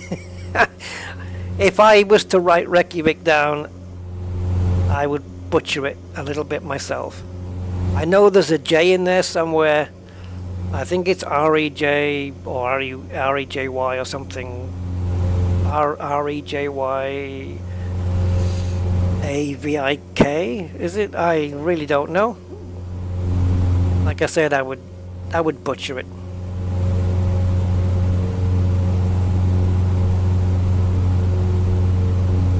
So we are getting a few stutters, but I would kind of expect that in capital city here.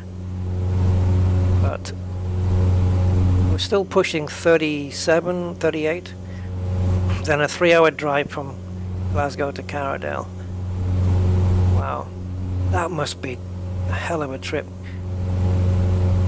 It takes about that to get from the UK to Australia.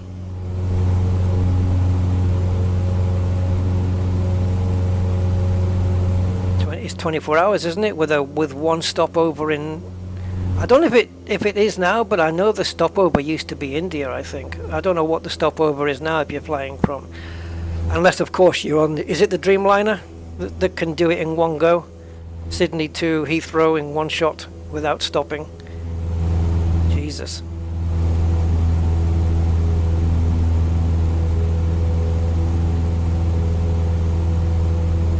Oh, Singapore. That doesn't sound like a shortcut. Ah, yeah, but Singapore, if you're coming from the States, though, right? But from the UK, it might go a different way.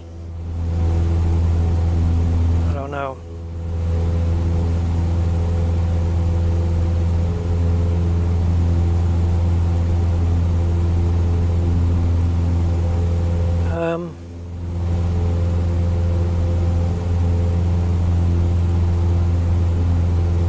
Right. There's the eyeful. And you're going to get an eyeful of that when we get closer.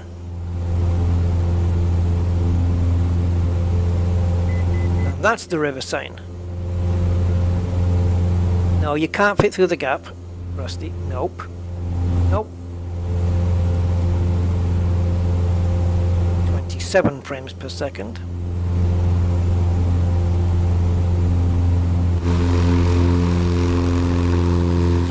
Oof, catching up time.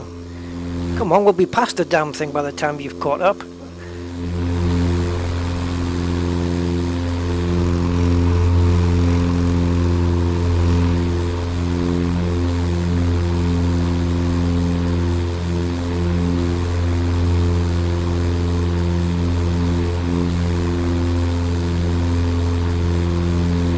Oh, that does light up.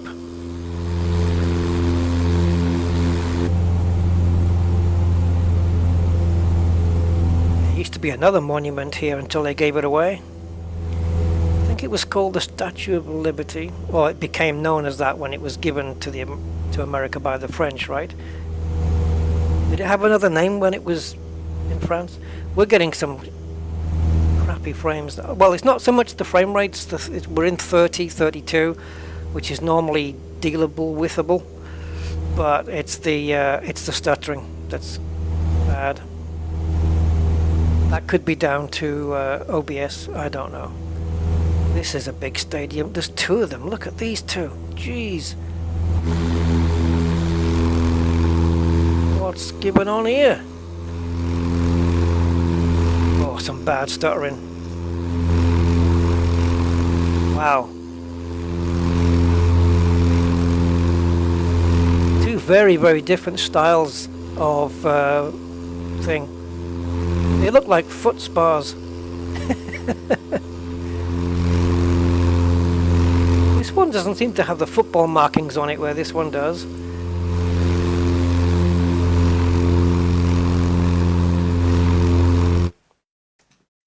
Anyway.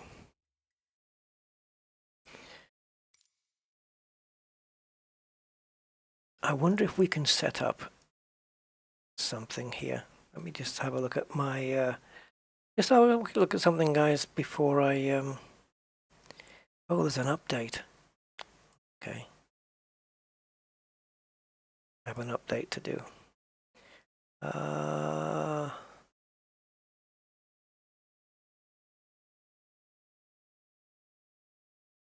App update required. Alright, how do I do that then? Download update. Okay. Yeah, there's this thing I was wanting to show you guys at some point, but I don't know whether to do it in a separate stream or have a go now. And it doesn't have to be in France. It can be in anywhere in the world.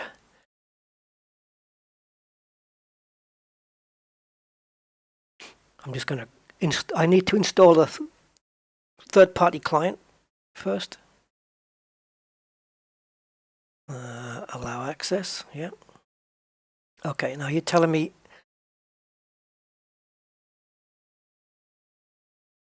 wait a minute, how the hell have I got access to this plane?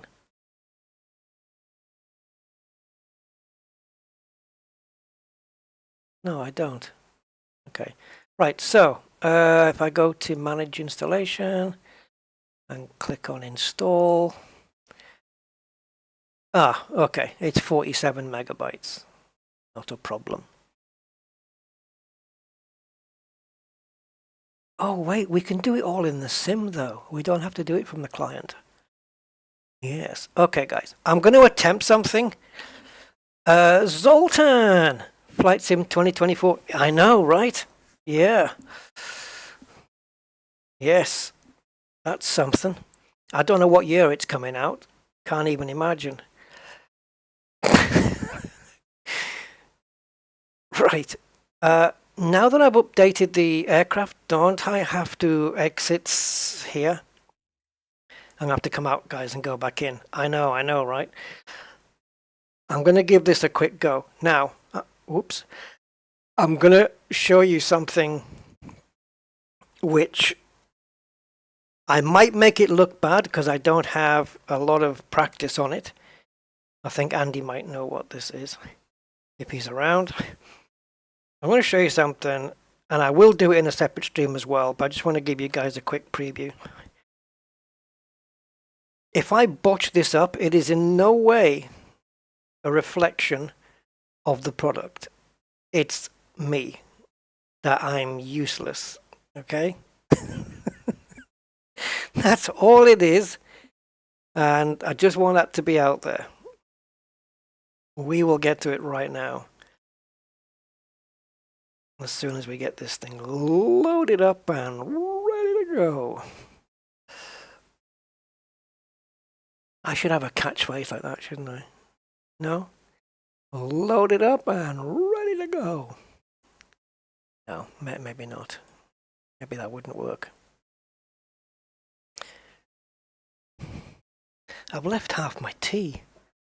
Oh, guys, let me tell you something. This is a little bit... It's on the super mild side of being gross. My mug that I drink my tea out of.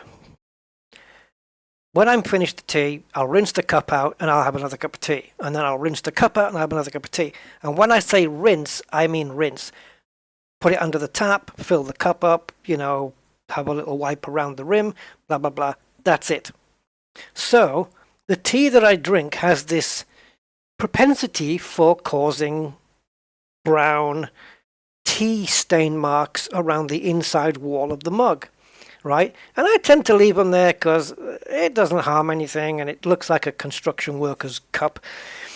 And it's all, the walls of my mug are usually brown. Now and again, I'll just get deep down in and just do a full detail, full balloting on the, on the mug, and I will get a scourer thing and just scrape all the brown away. But it's just tea stains. It doesn't bother me in the slightest, right? And so when I clean it, it all cleans up nicely and it's all bright and shiny white and everything. Yeah. Hey, Gumbo. Hi, matey. Yeah. So I went down just before the stream. I went down to make a cup of tea, not my normal tea. I wanted something, one of my weird ones, and even my normal ones aren't the normal. It's not like British tea, the sugar and milk, not that stuff. Oh no, bleach. My sister says bleach, but I'll probably be tasting bleach for weeks afterwards. No, I just use a scourer and a bit of washing up liquid, and it's good. It works. Does it in no time. But it generally doesn't bother me. You know, the inside of my cup being stained and brown, it doesn't really bother me because it's just tea. It's nothing. And anyway, so I went down to make a cup of tea. So I say, oh, my mug's in my bedroom. So I grabbed it. And I'm walking down, and I just go to rinse it out.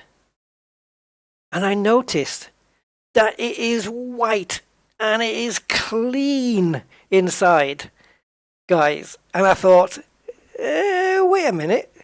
I don't remember doing that. You know, there was a little bit of staining on there from my last few cups of tea. You know, it wasn't anything bad. It wasn't anything like, you know, super stained. It was just a little bit, but there was a bit. And this was clean. This is white and shiny and lovely. And I'm thinking, what? How's this happened? And then it clicked. The reason it happened is because the last 2 times that mug has been filled up, it hasn't been with tea. It's been with Pepsi Max. And you know, if you've seen it, what Coke and Pepsi does to things like jewelry and coins and stuff. And when I put the Pepsi in from the bottle, because it's fizzy and cold, I like it cold. I do like it cold. But I let it sit for a while in the cup so that the fizziness goes away just a little bit, just takes the edge off. I don't like it too fizzy. So I let it go flat a little bit, but without letting it go too cold as well. And I'd done that a couple of times. I've had a couple of mugfuls of Pepsi Max. And that's what's done it. It's cleaned my damn cup.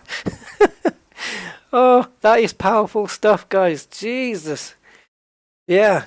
So I think I'll just do that from now on. I'll just drink some Pepsi Max. And yeah, if you're listening to this, Pepsi, if you want my address, send me some bottles. I'm just kidding. Pepsi going to be listening to my stream. Coke is worse, yeah, I'm sure. But it did clean my cup, man. Jeez, like it did a proper clean, you know, because Coke will do that. It will like if you leave dirty brass coins or dirty jewelry in Coca-Cola overnight, they will be shining and clean the next day. I think we know that, right? Imagine, and people go, oh, imagine what it does to your stomach. Imagine what it's doing to your stomach. Yeah. Well, thankfully we have a thing called a stomach lining, and it's pretty resilient. And if there's ever a little tiny hole in that lining and anything gets through, that's when you get your heartburn and stuff like that. But essentially, it's pretty good. Did you know that if you emptied out the acid in your stomach, the acid that is used to dissolve your food, which I believe is sulfuric, right? Is it sulfuric acid?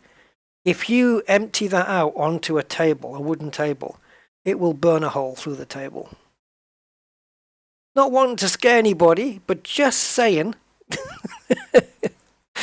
That's how powerful the acid in your stomach is. Yeah, and the body's sitting there with it inside going, yeah, we can deal with this, no problem. Okay, I don't know whether this is going to work, guys, but we'll give it a shot. So it's the H145. Look at this thing. So this thing is for doing rescues and firefighting and medical and offshore for oil rigs and stuff. And I tried the firefighter one, and it's tricky. Because I'm not really up on... Oh, hydrochloric. Sorry, yeah, hydrochloric. Imagine what it's doing to your guts. There you go, Mark. It doesn't do anything to your guts, though. Unless you get a little hole in the lining or whatever you call it, and then you get the acids kind of... it's not really... Yeah, it's not really a hole, but I'm exaggerating. But when they say acid indigestion, that's exactly what they're talking about. But yeah, Yeah, and you also have enough iron in your entire body to make a 6-inch nail. How do I know this crap? I used to read lots of biology and human body books when I was a teenager. I was fascinated with it all.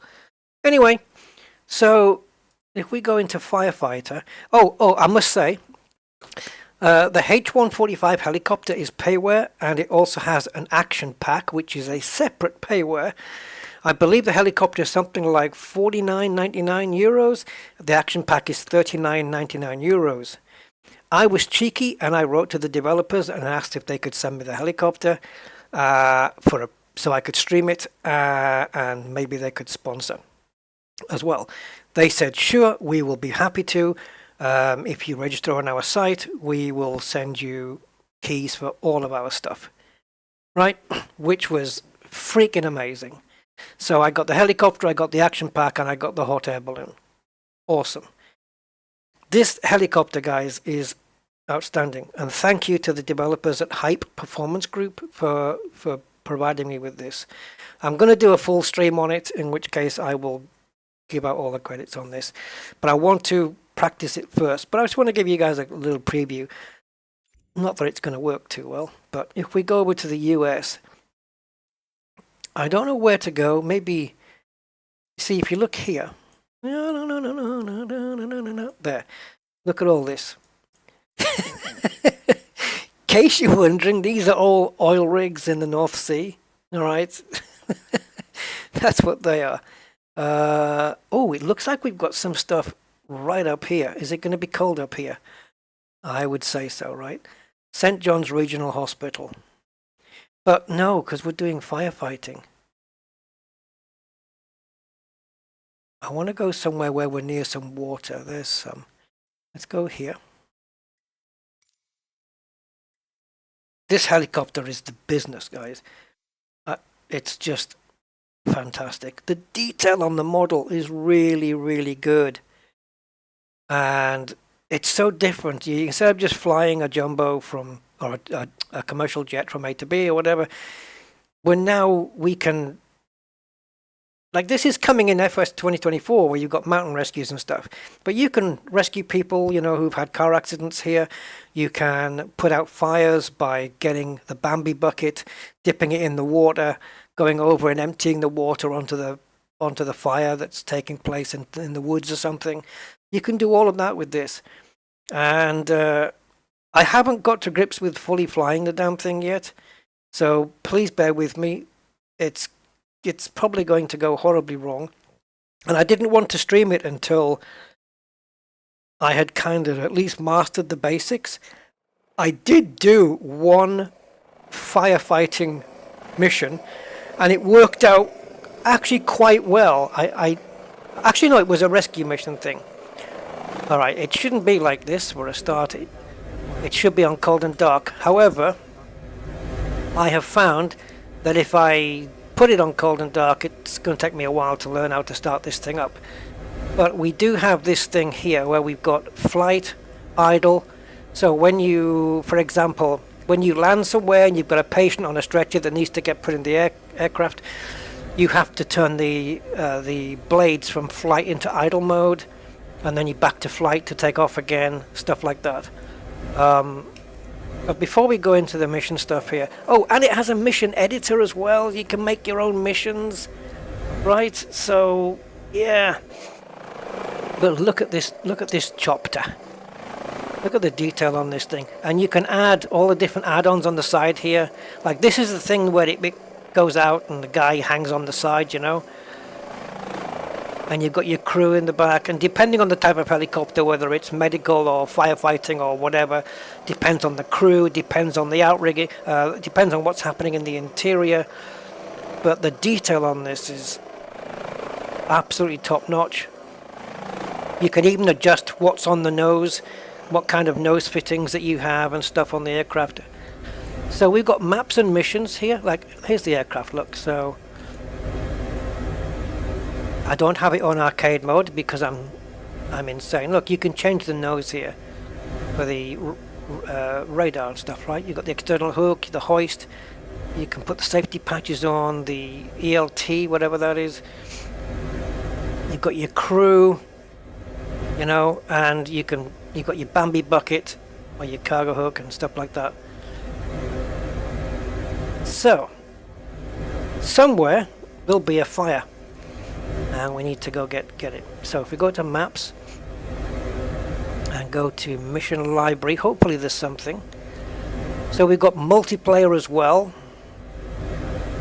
Connect to scenario editor on my PC. See, you can do those. You can have a quick crew walk around. This is the guy that gets out and inspects your plane. We'll do that.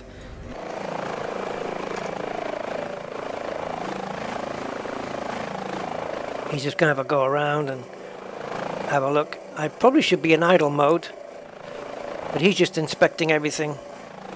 That's it. Oh.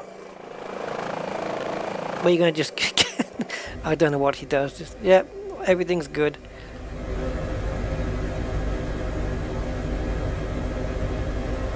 Walk like an Egyptian.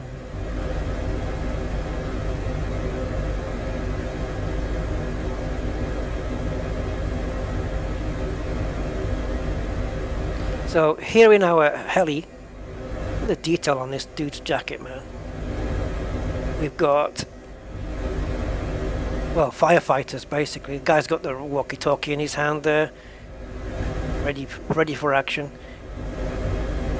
With these cool-looking shades on, thinking, anything you've got, I can handle. Okay, he's back inside. Right. So let's have a look. What it will do, it will, or it should. Oh, it's not. Start a fire here. Nearby fire. I was going to say it should give me the missions based on where I am. So nearby fire in a wooded area. Go.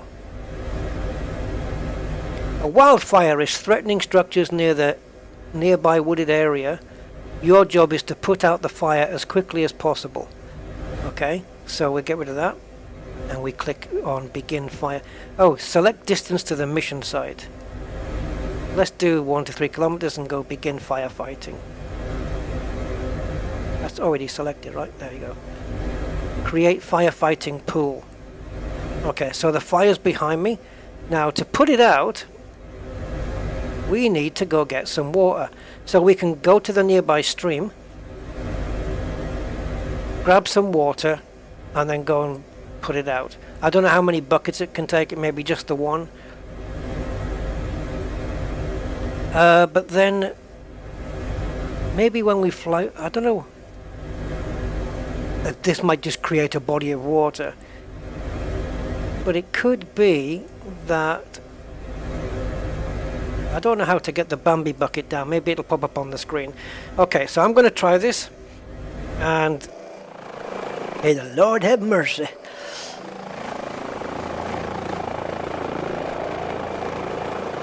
Oh, and yeah, don't expect me to fly this well. This is a whole different ball game too. Like you can end up spinning and then suddenly going out of control like it's about to stall or something.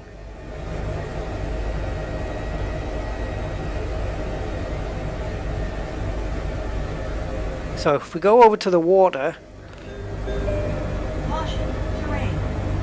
I'm going to get that a lot, by the way. Caution terrain.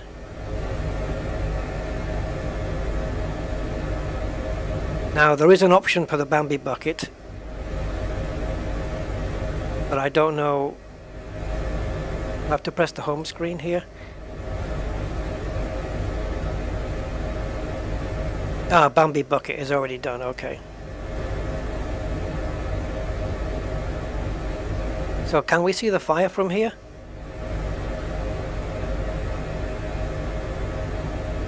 I don't know. Oh, I think maybe I just saw it. It's just coming off this here. Is it? It's probably only a little one.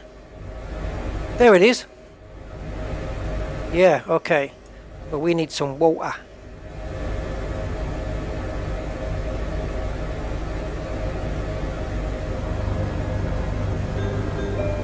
Caution, terrain. So I think I used the Alt key for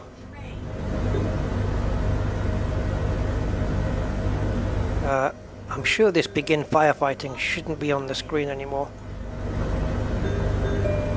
Warning, terrain.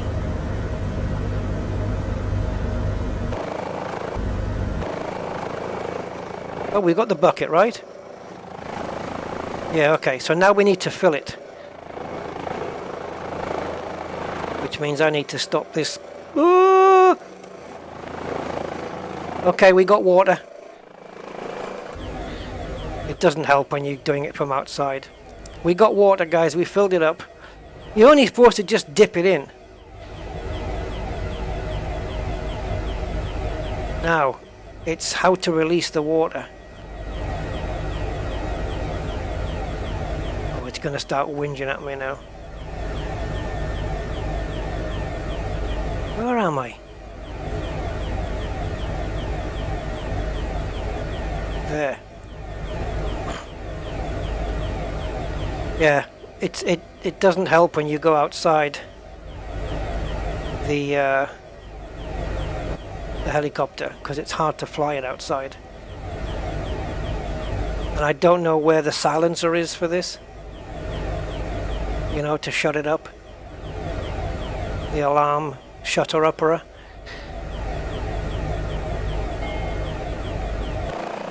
So we've got water in the Bambi bucket now. So I think we can fly past and drop it at the right time, or I don't know if it does it automatically or what. There's the fire.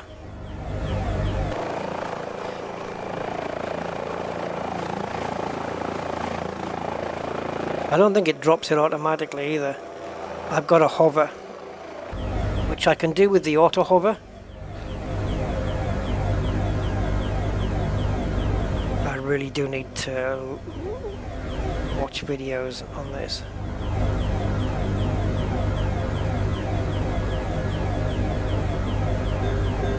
It's like flying in Elite with flight assist off, basically.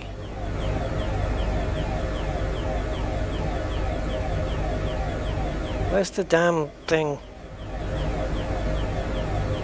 Where's the fire? There.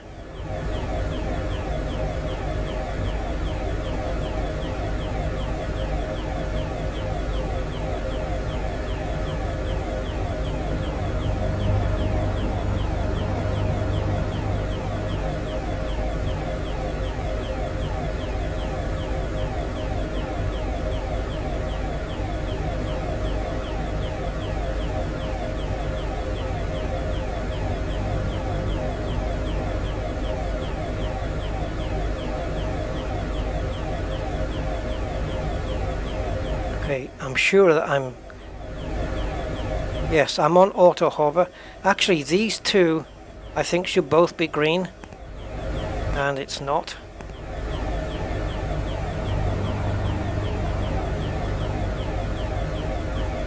I'm sure there's an option for emptying the bucket. Is it here?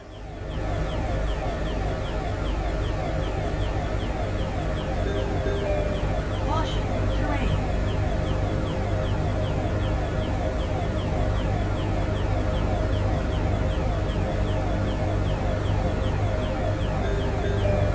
Warning, terrain.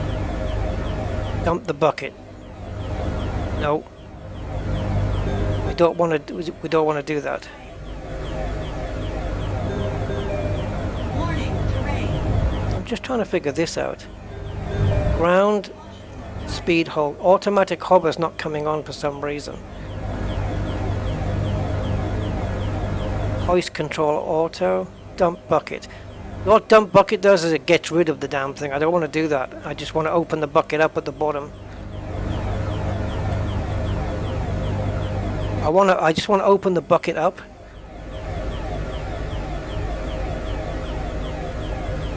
I have done this already. I've done this before.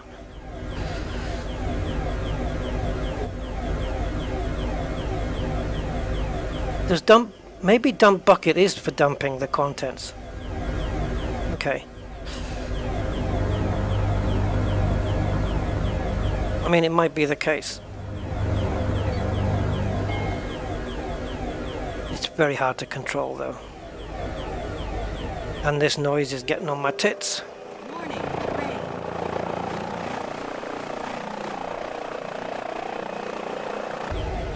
All right.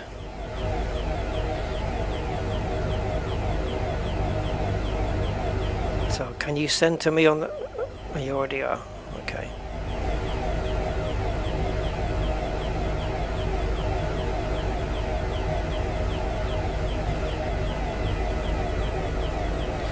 Okay, we're way too high. Yeah, I don't know. I think for obviously flying the helicopter properly, you need like two joysticks or a proper setup. Because there's this handbrakey thing here. This thing.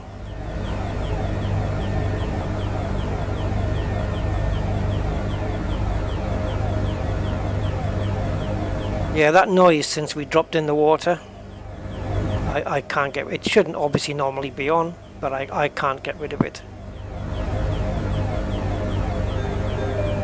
Caution, terrain. Warning, terrain.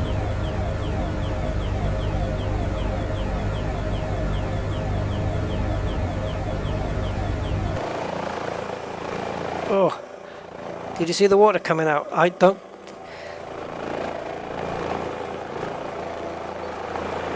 I don't think we timed it too well.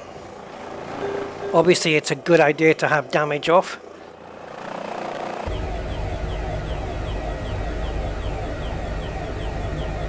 Oh, you only get the one shot. I didn't know that. I thought maybe you got another go. It says score.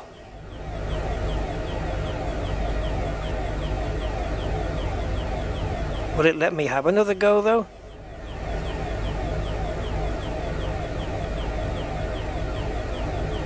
Don't know if I want one with all this noise going on.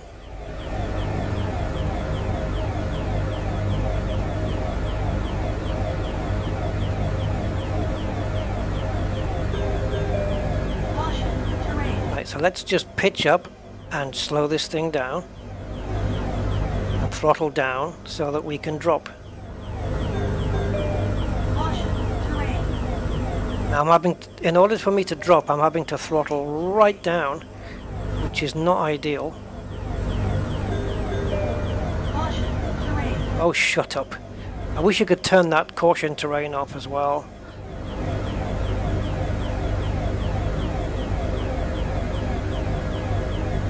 I was up so high here, I'm having to wait a while in order for the plane to fall. Caution, terrain. I find that I want you guys to see it collect the water, but I find that I cannot pilot this thing in this mode at all.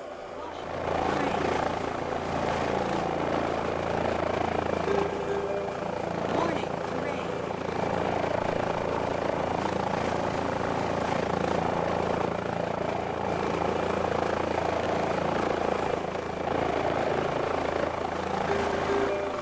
Warning, terrain. Right, the reason it's spinning is because of what happens is when I decide to come out of the water, I employ full throttle, and it's too much for the helicopter to stand, and that's why it does that. But it's the only way to get the thing out the water is to do full throttle.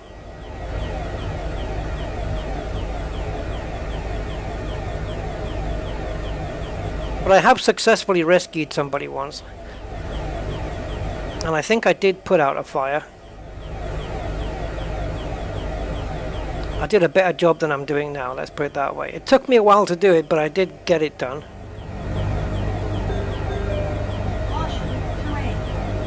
But I think we definitely need to be in this auto hover mode where and hover, it should literally just hover in place.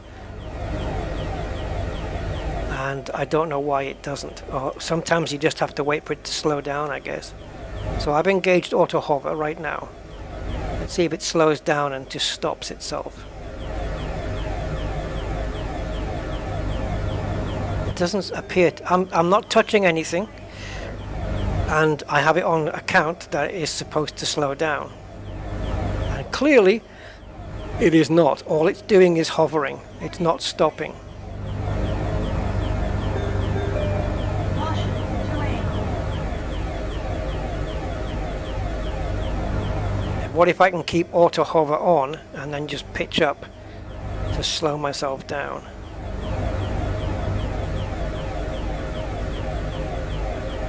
Yeah, well, it's not working though. I can't get it below that. If I drop speed, I drop altitude, and then I'm in trouble.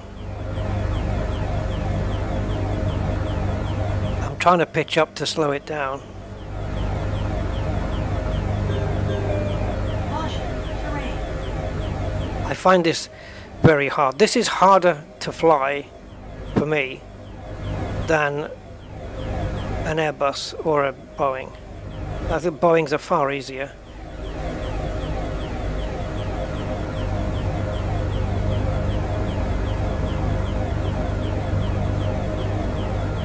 If I slow down any more, I won't need auto hover because I'll be hovering myself anyway. See the collective, I don't even know what that is. Is that the handbrake thing? Because I can't, obviously I can't pull it. I have to use my throttle. I don't have anything in my hands that is a collective, but my throttle is the handbrakey thing. Yeah, the throttle. Okay, let's stick to the basic terms because that way I'll know what's going on then.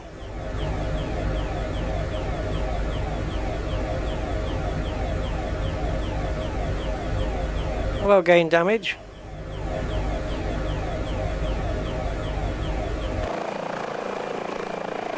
But do you have to be directly over the fire and stopped? Or I know there's a hotkey you can set up for these dumping of the bucket things.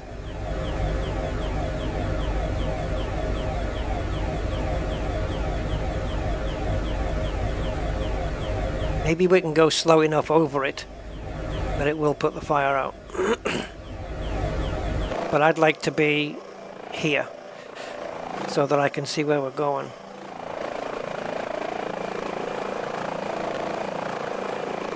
And then as soon as we get to the beginning of it, but I don't have the hotkey set up for dump, so I can't do it from outside. There's a way to set it up by using like a flight sim control. So maybe you'd like have I don't know, dev camera this, and you can, and it's assigned for that particular function. You can use that.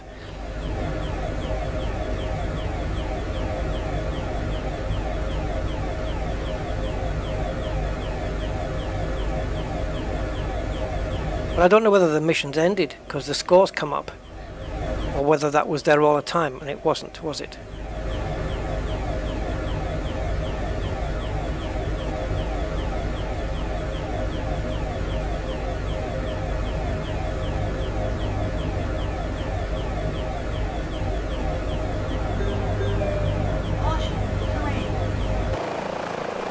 See, of course, what happened there was, by the time I'd got to the fire, is my mouse pointer had slightly moved outside the thing. See how it moves outside when you do this? Look, it moved outside. So when at the moment I needed to click dump bucket, it says finished, and I've got a score, so we must have put the fire out. But at the moment it says dump bucket, I was out. Mission complete. So the fire's out then. The one thing I want to learn more than the flight is how to get that noise off my freaking helicopter.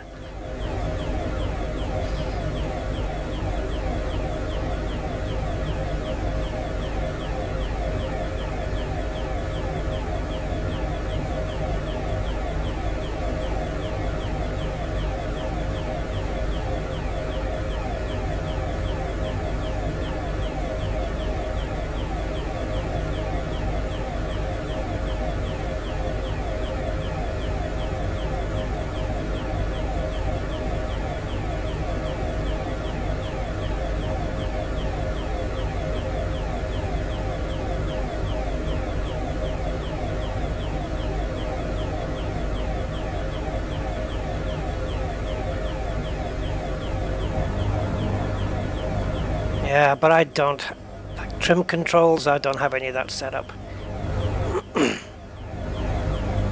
I don't use them in the planes either. Not so much anyway. Rudder, yes. Pitch trim, yes. But I've never used like any other type of trim. Caution, terrain. Warning, terrain.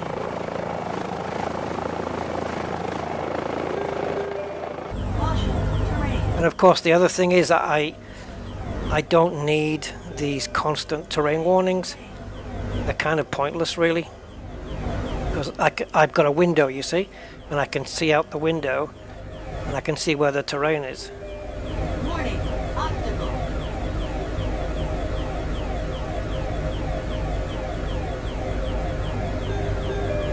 Caution, terrain.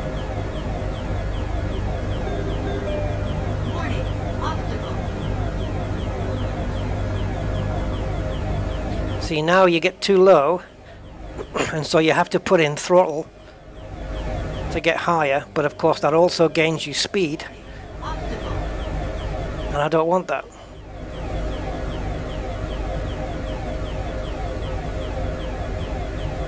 Maybe I'll master the helicopter, maybe I won't.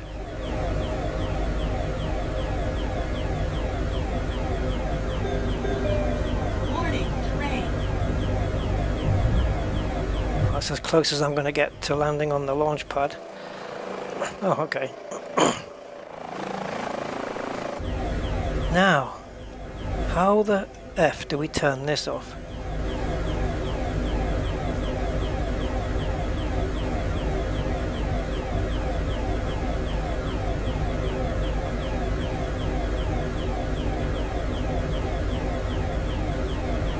Normally you have like a master caution.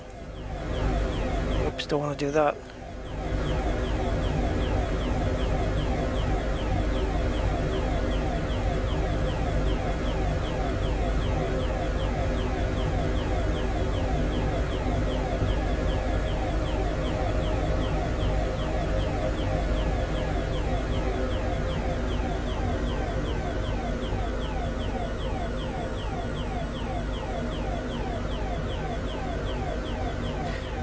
I have a quick look in the manual.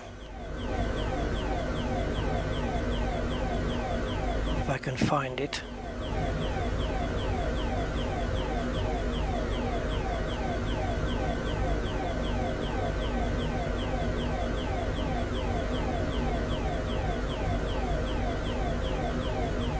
Okay, user guide. We'll see if we can work out how to silence. I'll do a search in the manual.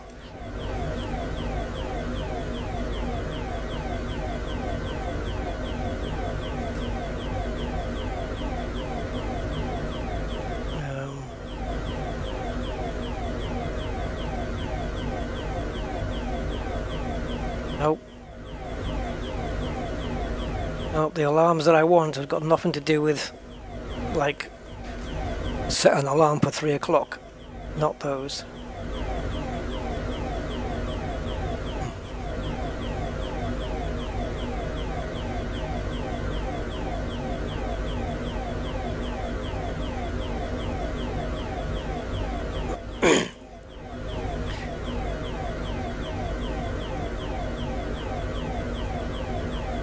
Yeah, you see, not those. It's not what I'm after.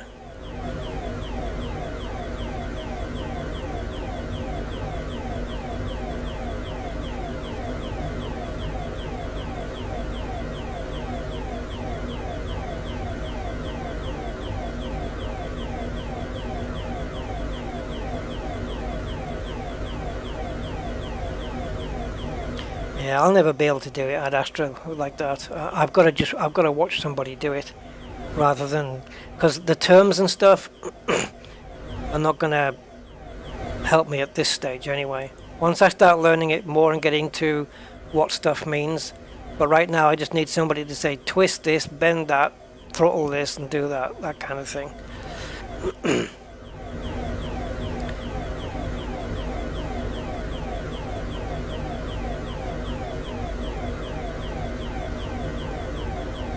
Yeah, I'm at such a basic stage at the moment. Where is the damn thing? There's normally a master caution, or there should be at least a red light somewhere that you can turn off. At least on planes they do that. They have a master caution and it's usually right in front of your face and you can just press it and it'll cancel it.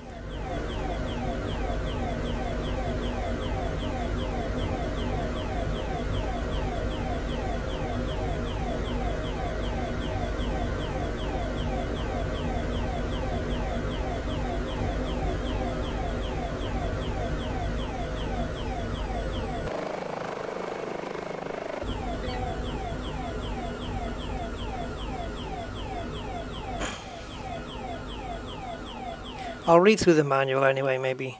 Well, that's a lie. I won't read through the manual. But I'll go through bits of it and try and learn, you know, at least the basics. But I think I can pick up the basics easier if I watch a video. Okay. Let's go into cold and dark.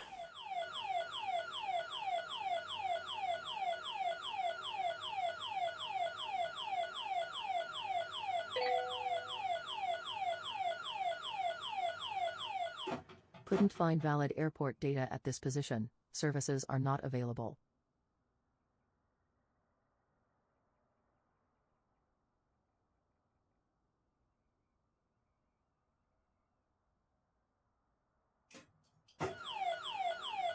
Right.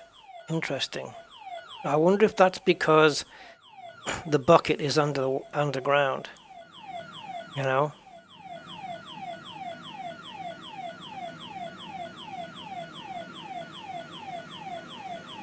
But the bucket's supposed to be deployed and stuff automatically, and the bucket will be under the helicopter before we take off anyway, so I don't think that's the problem.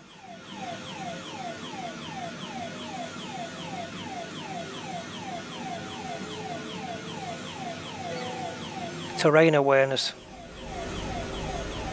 not installed. Yeah, so this is why I haven't streamed it yet, just in case the developers were wondering. I don't want to make it look bad, and, you know, I'm still going to make it look bad even when I've learned the basics, but at least I want to try and minimize the amount of badness that I make it look. Or the amount of difficulty.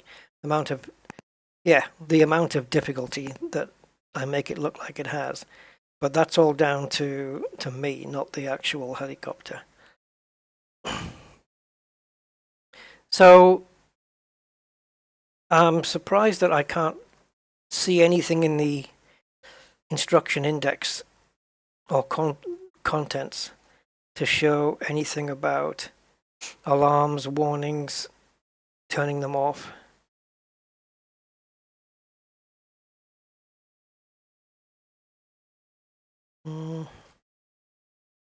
Just going through all the messages, warning messages that can come up.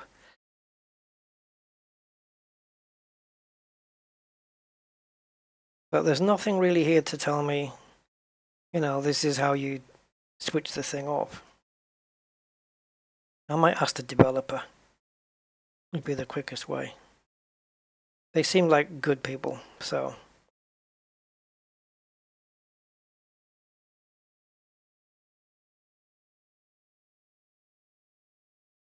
And I don't even know what the warning was, because it's not like there was text on the screen or anything like that, you know. You know, there was no text. Well, I don't mean text on the screen like writing. I mean, there was no warning light saying, you know, so such and such damage or warning in red letters. There was nothing anywhere.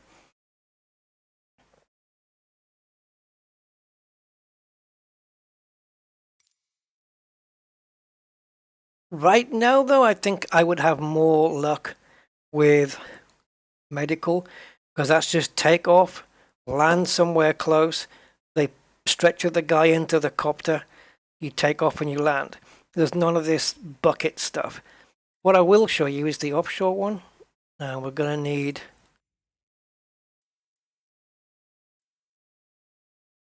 the UK for this, or whatever. And let's just pick one.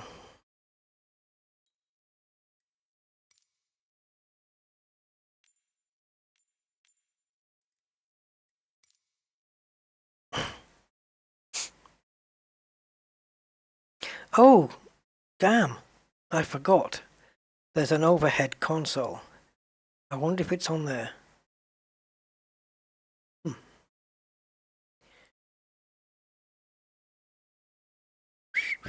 Oh, that was annoying, wasn't it? Oh, God. You need to be able to turn those things off.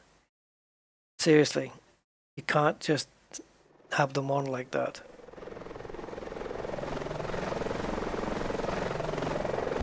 Couldn't find valid airport data at this position. Services are not available. Yep. That's me, guys. I picked the most boring place.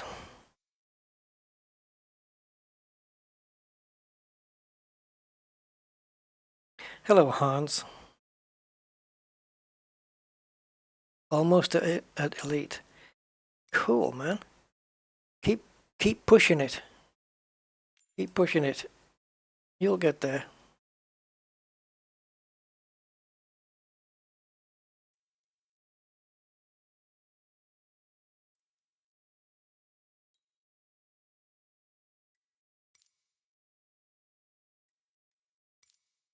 Let's try this one.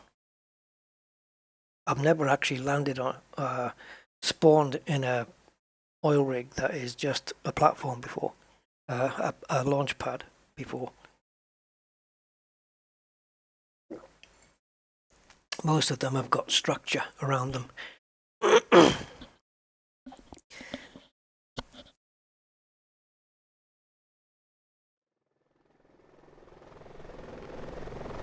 Not again, surely.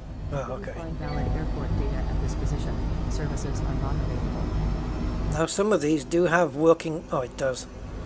I was about to say working cranes. Yes, there's all this clunk up here. Let's have a look.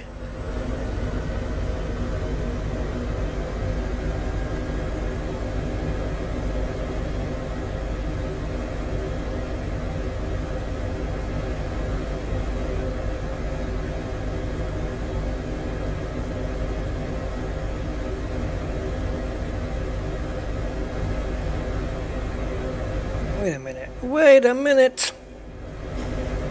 Are you telling me that the only camera shot we've got... Oh, okay, there it is. I wanted the bottom bit. Yeah, here we go.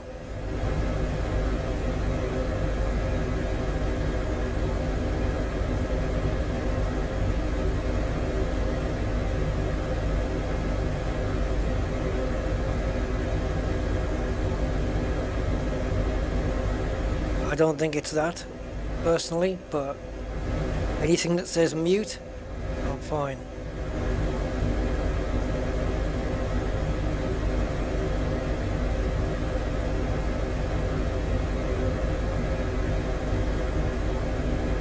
Right, so I'm not going to do it, but you can set a permission here, I think. Offshore or cargo mission, you've got two choices in these situations.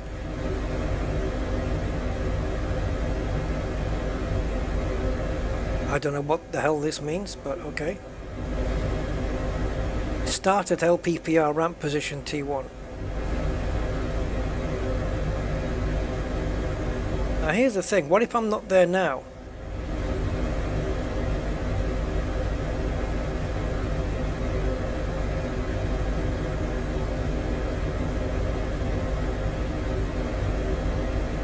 You see, do I then have to abort this, come out, go to the main menu, choose LPPR, and then choose this mission again?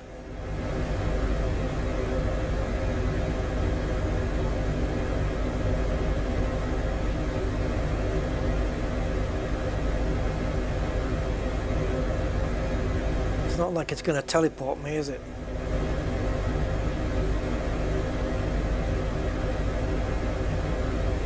So I don't really understand these missions. Start at LPPR.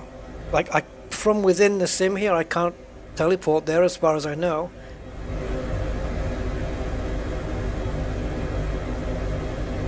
But if I go to LPPR, ramp position T1 right now, will this mission still exist?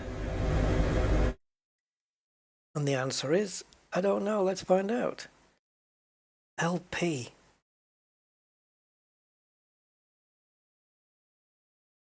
Okay.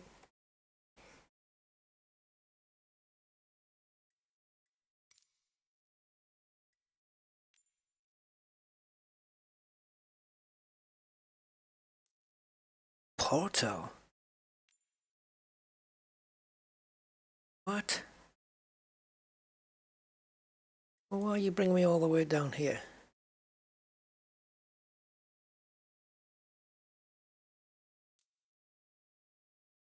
Can see no T1.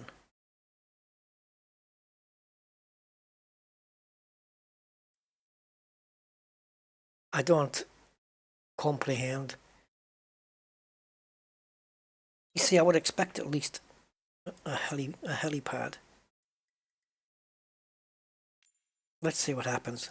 I'm gonna do this and see what happens.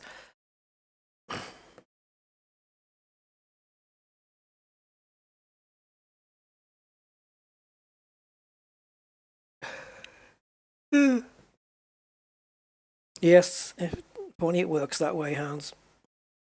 I would have dived into the screen a while ago. And I'd be in Barbados or something. Supping non-alcoholic margaritas by the seashore.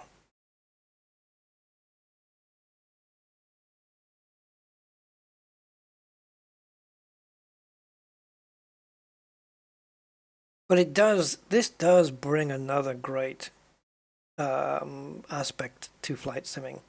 You know, that you can have missions to do and things to rescue and stuff like this. I had one of a guy, he was in a quarry. And he was like on the ground, but I couldn't really see or make out that there was a person even there.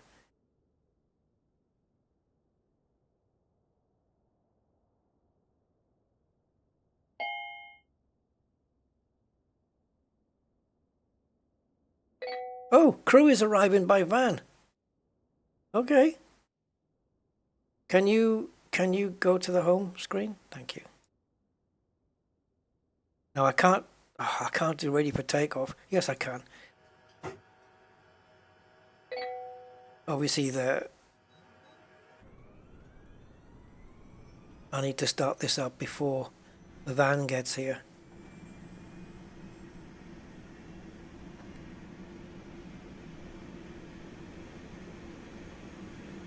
We need to get the rotors into idle mode, because you can't load people on and off with the rotors being full blast. I know something's beeping at me, but I want to visualize. There they are. Oh, wait, you're too early. Is it you? I just made the assumption it was them.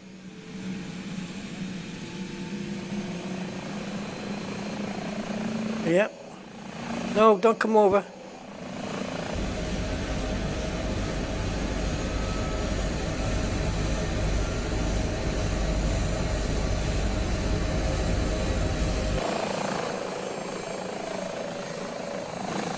I don't even know what... Oh, am I delivering these people? I really don't know.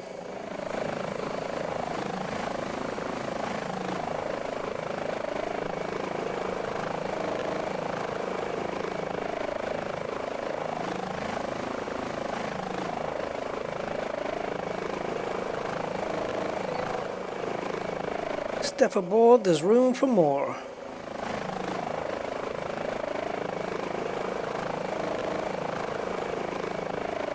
And you can take these tin can things up as well. Now what? It's great when you get the guy hanging out the back here, goes down, puts the guy in the rescue patient in his lap, brings him up.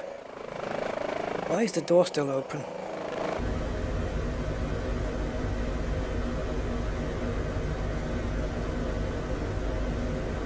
Fly to the turbine. Okay. Which is?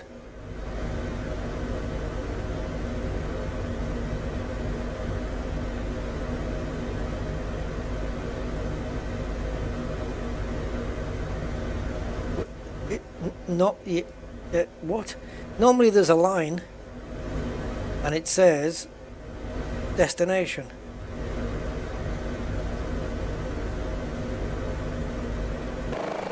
Why is my door open?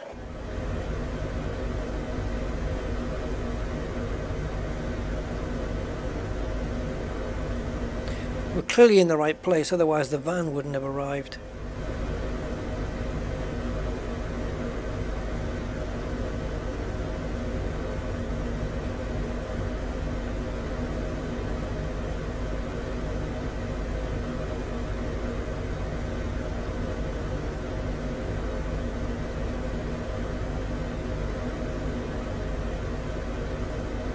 Actually trying to find out now how to close that door.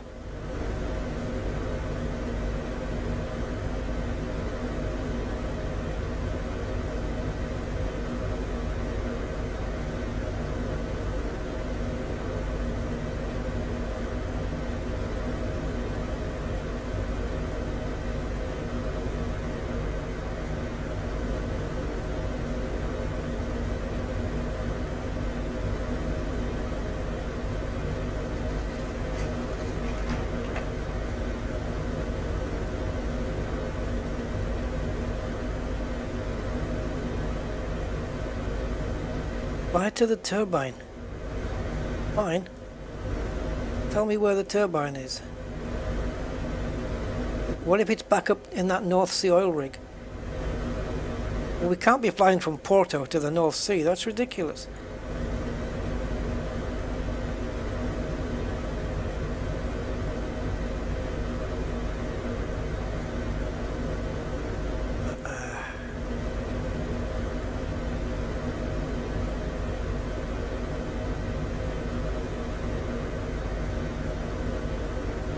Normally when it tells me to fly somewhere, there are directions on the screen.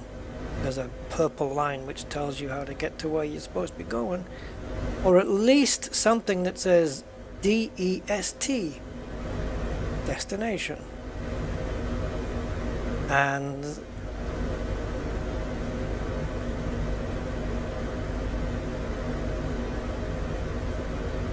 I don't know.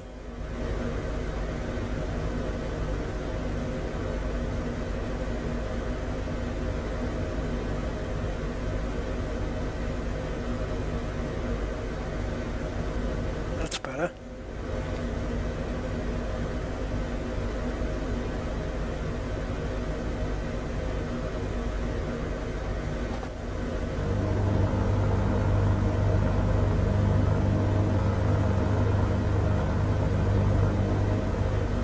Well, I'll tell you what.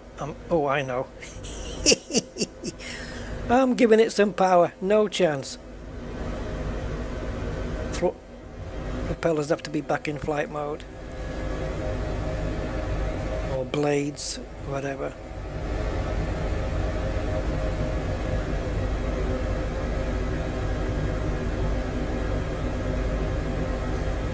And we get these two greens to tell us we're there.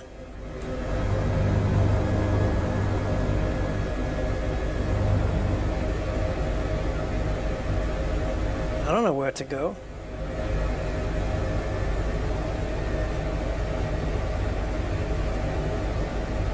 I think some missions might be bugged a little.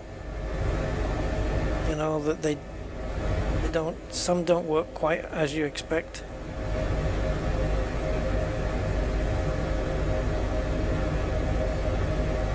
And what's that spanner?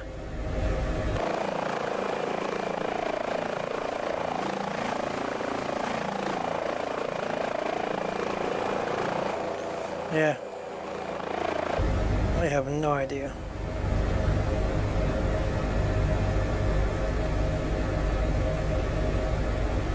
no idea what fly to the turbine means or where to go. Nothing. So let's just enjoy Portugal. Everybody got on board, right? Yeah, they're in the back.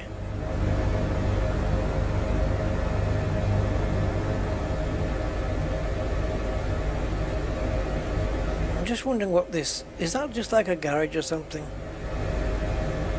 You know, for maintenance?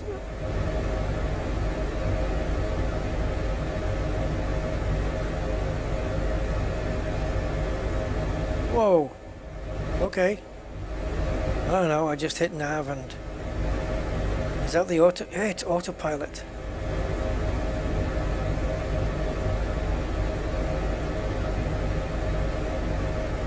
Where are you taking me? Guys, I am not touching a damn thing at the moment, and it's flying.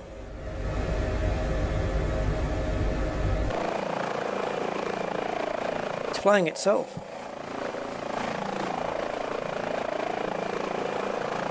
You're not going up to the North Sea, man. Come on. What? What's going on? You can't fly from Portugal to the North Sea.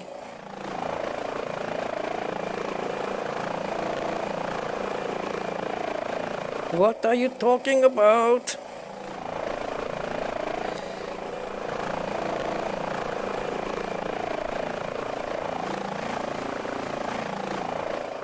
I haven't got no idea where it's going. It's that easy to activate the autopilot then. Just stick it into nav. Vertical speed, altitude, hold.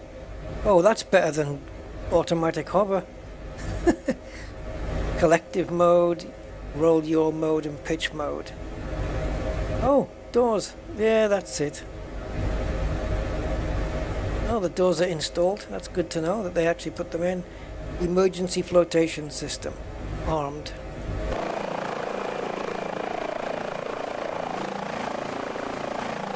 Now that's these things, right? I don't know what it's doing with them. Oh, fill the floats. Oh, God! Jeez, that frightened me, man. Ah. Well, I guess we can do water landings now. Jeez, look at this thing. It's like, who ordered the extra large bananas?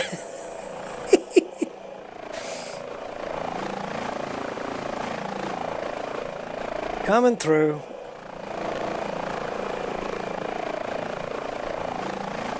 Should we try it? Should we try and land on the water?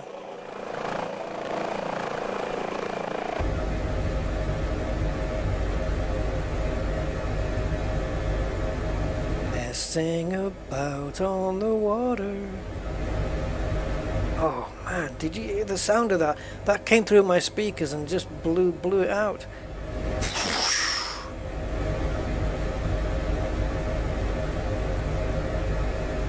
Emergency floats. I guess that's in case we're over the water and we have an issue, right? And we need to land on the water.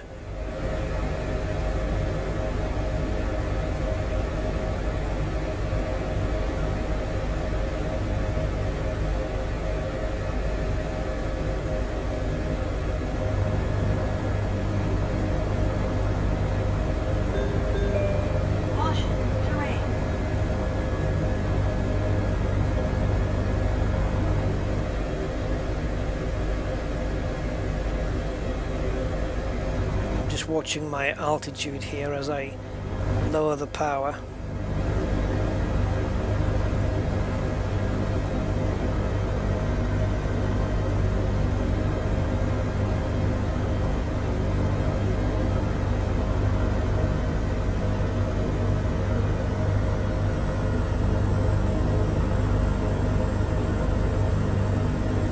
I wonder how the landing's going to be, if it's just gonna be a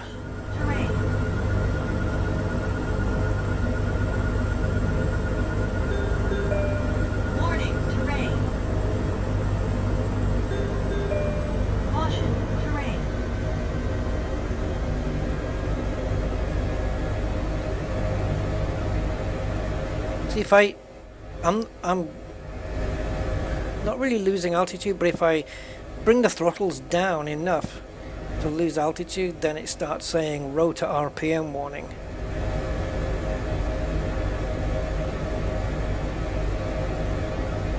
And if I pitch up too much, I'm going to end up flying backwards.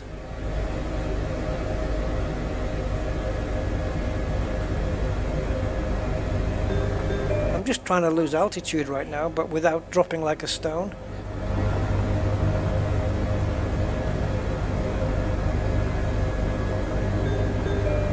Caution, terrain. Warning, terrain. Oh, you can repack the floats as well.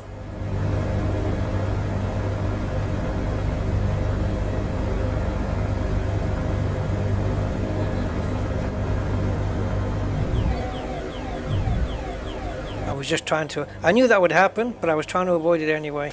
I was trying to avoid the crash into the water while I was trying to get to the iPad. The iPad will kill you. The iPad will definitely kill you.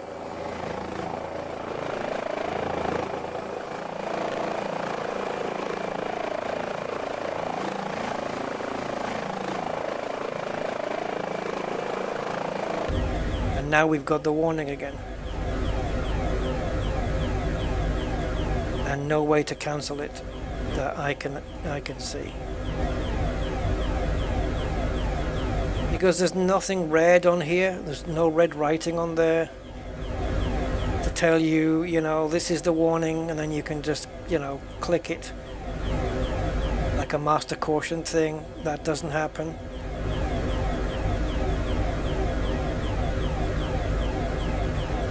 I don't know. Definitely the thing I want to find out first is how to turn that off. So let's go into here.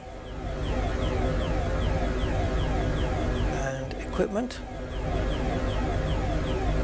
and not equipment.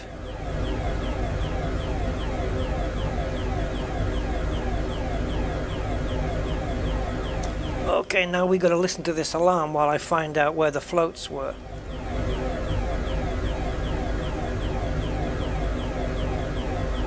Oh, I know, it's in the autopilot section.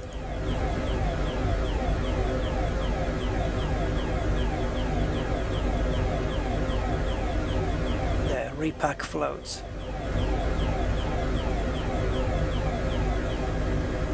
Oh, that was it. Emergency location transmitter is active. Ah, we solved it. Ground power available. Oh yeah, you got electricity in this water, do you?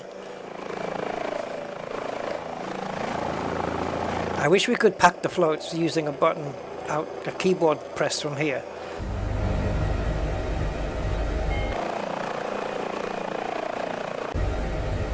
Alright. So before you start freaking, altitude hold. We've got cruise height.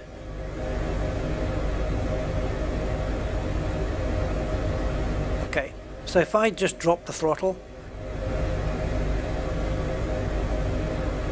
surely it's not letting me really do it, because then it can't maintain the altitude.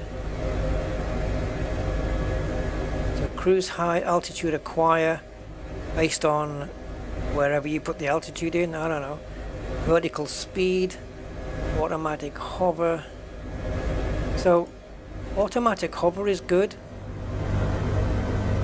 in that it's to keep the thing in place. Even if it's dropping, it keeps it hovering and not moving forward or backwards, basically.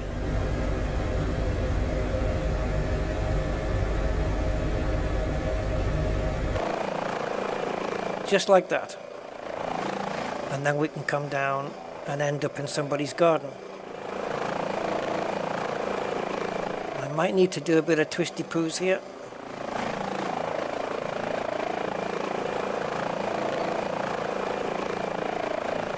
we're going to end up on this roof. But that's okay. See, this is what I need to learn how to do, is how to arrest the helicopter to a stop and then just land, you know, directly over a pad or something, or a point of landing, and then just bring it down exactly where I want, just like this.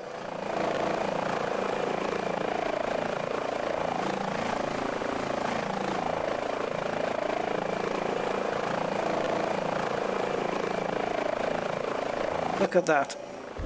Perfectione. That was the sweetest landing ever. And it looks like the autopilot thing is inhibited while on the ground. Does it re-enable when you take off again though? It doesn't. Okay. But it's good to know. And then in lights we've got high intensity searchlight, search and landing light. That's that one.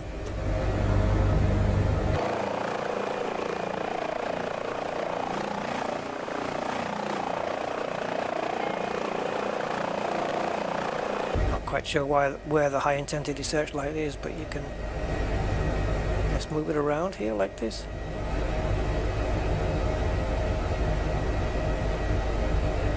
I don't know.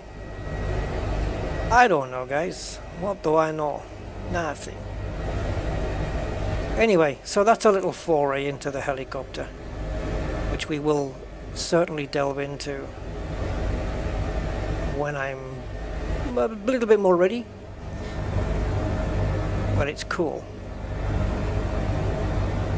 And yeah, thank you to Hype Performance Group for providing it. I will be thanking them again when I do a dedicated stream on it. Or video. Video might be better because that way I can edit out all the bad bits. What? Is it going too quickly?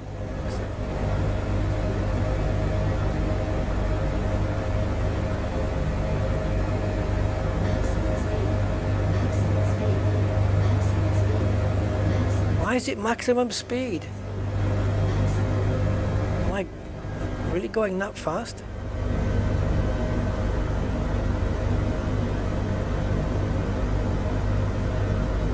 The window reflections as well, they're quite subtle at the moment, just in this area here.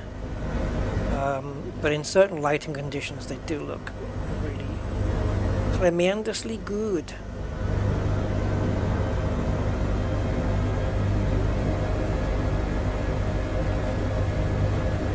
Is there any chance we can land in that field?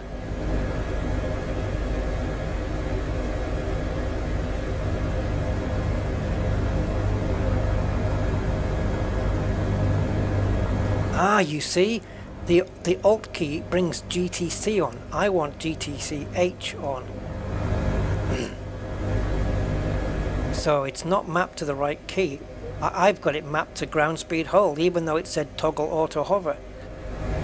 So that toggle auto hover that's in the bindings for Flight Sim isn't bound to where HPG have got it set to.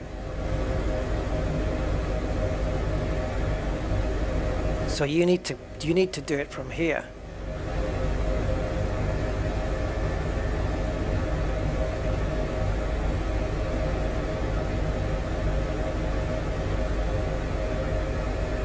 Just making some small alterations. We're going to land it on this grass. It's a bit bouncy, I guess, because of the autopilot trying to correct.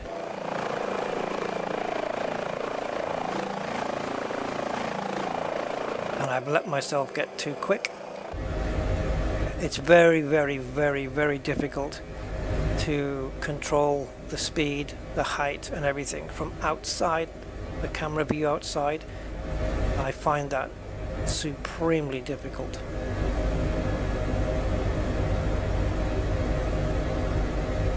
To the point of impossible.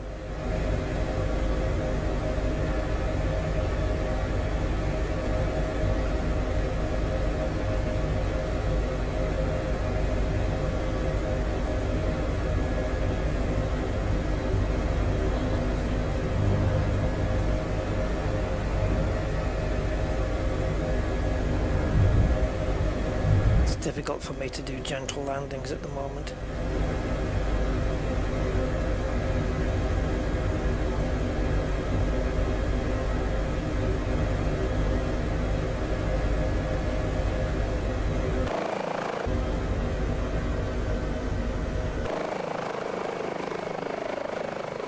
But look, the helicopter itself, the model of the helicopter just looks fantastic. And like you've seen all the doors work, smoke coming out the back, the heat haze that you get, the detail on the rotor blades, the mission pack. I mean, it's just really good. And it brings something to the sim which is completely different to anything else. They've done a really cool job on this. Yeah. Anyway, guys, I'm going to leave it on there. We're getting these... shutting this thing down, like, you know, going cold and dark. It's a case of finding the batteries, and I think if we go through, like, these camera screens, one of them is here. It's here, it's here, it's here for sure. Battery master off. That's it. The rest can all go to hell. Residual power, keeping it on.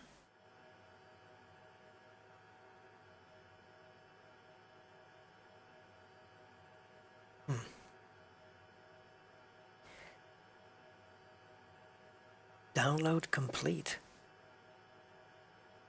Oh, that's just a message screen. Okay. Why do we still have power? Oh, I went the wrong way on the switch.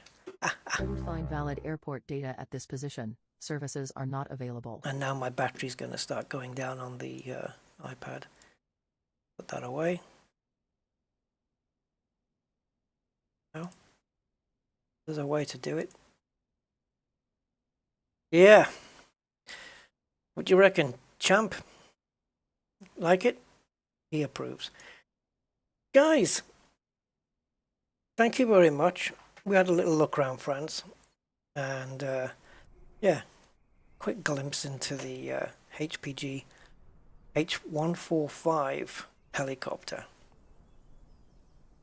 Oh yeah, these back doors open as well to put patients in and stuff. I can't wait to learn to fly it properly and then really have some really good fun with it.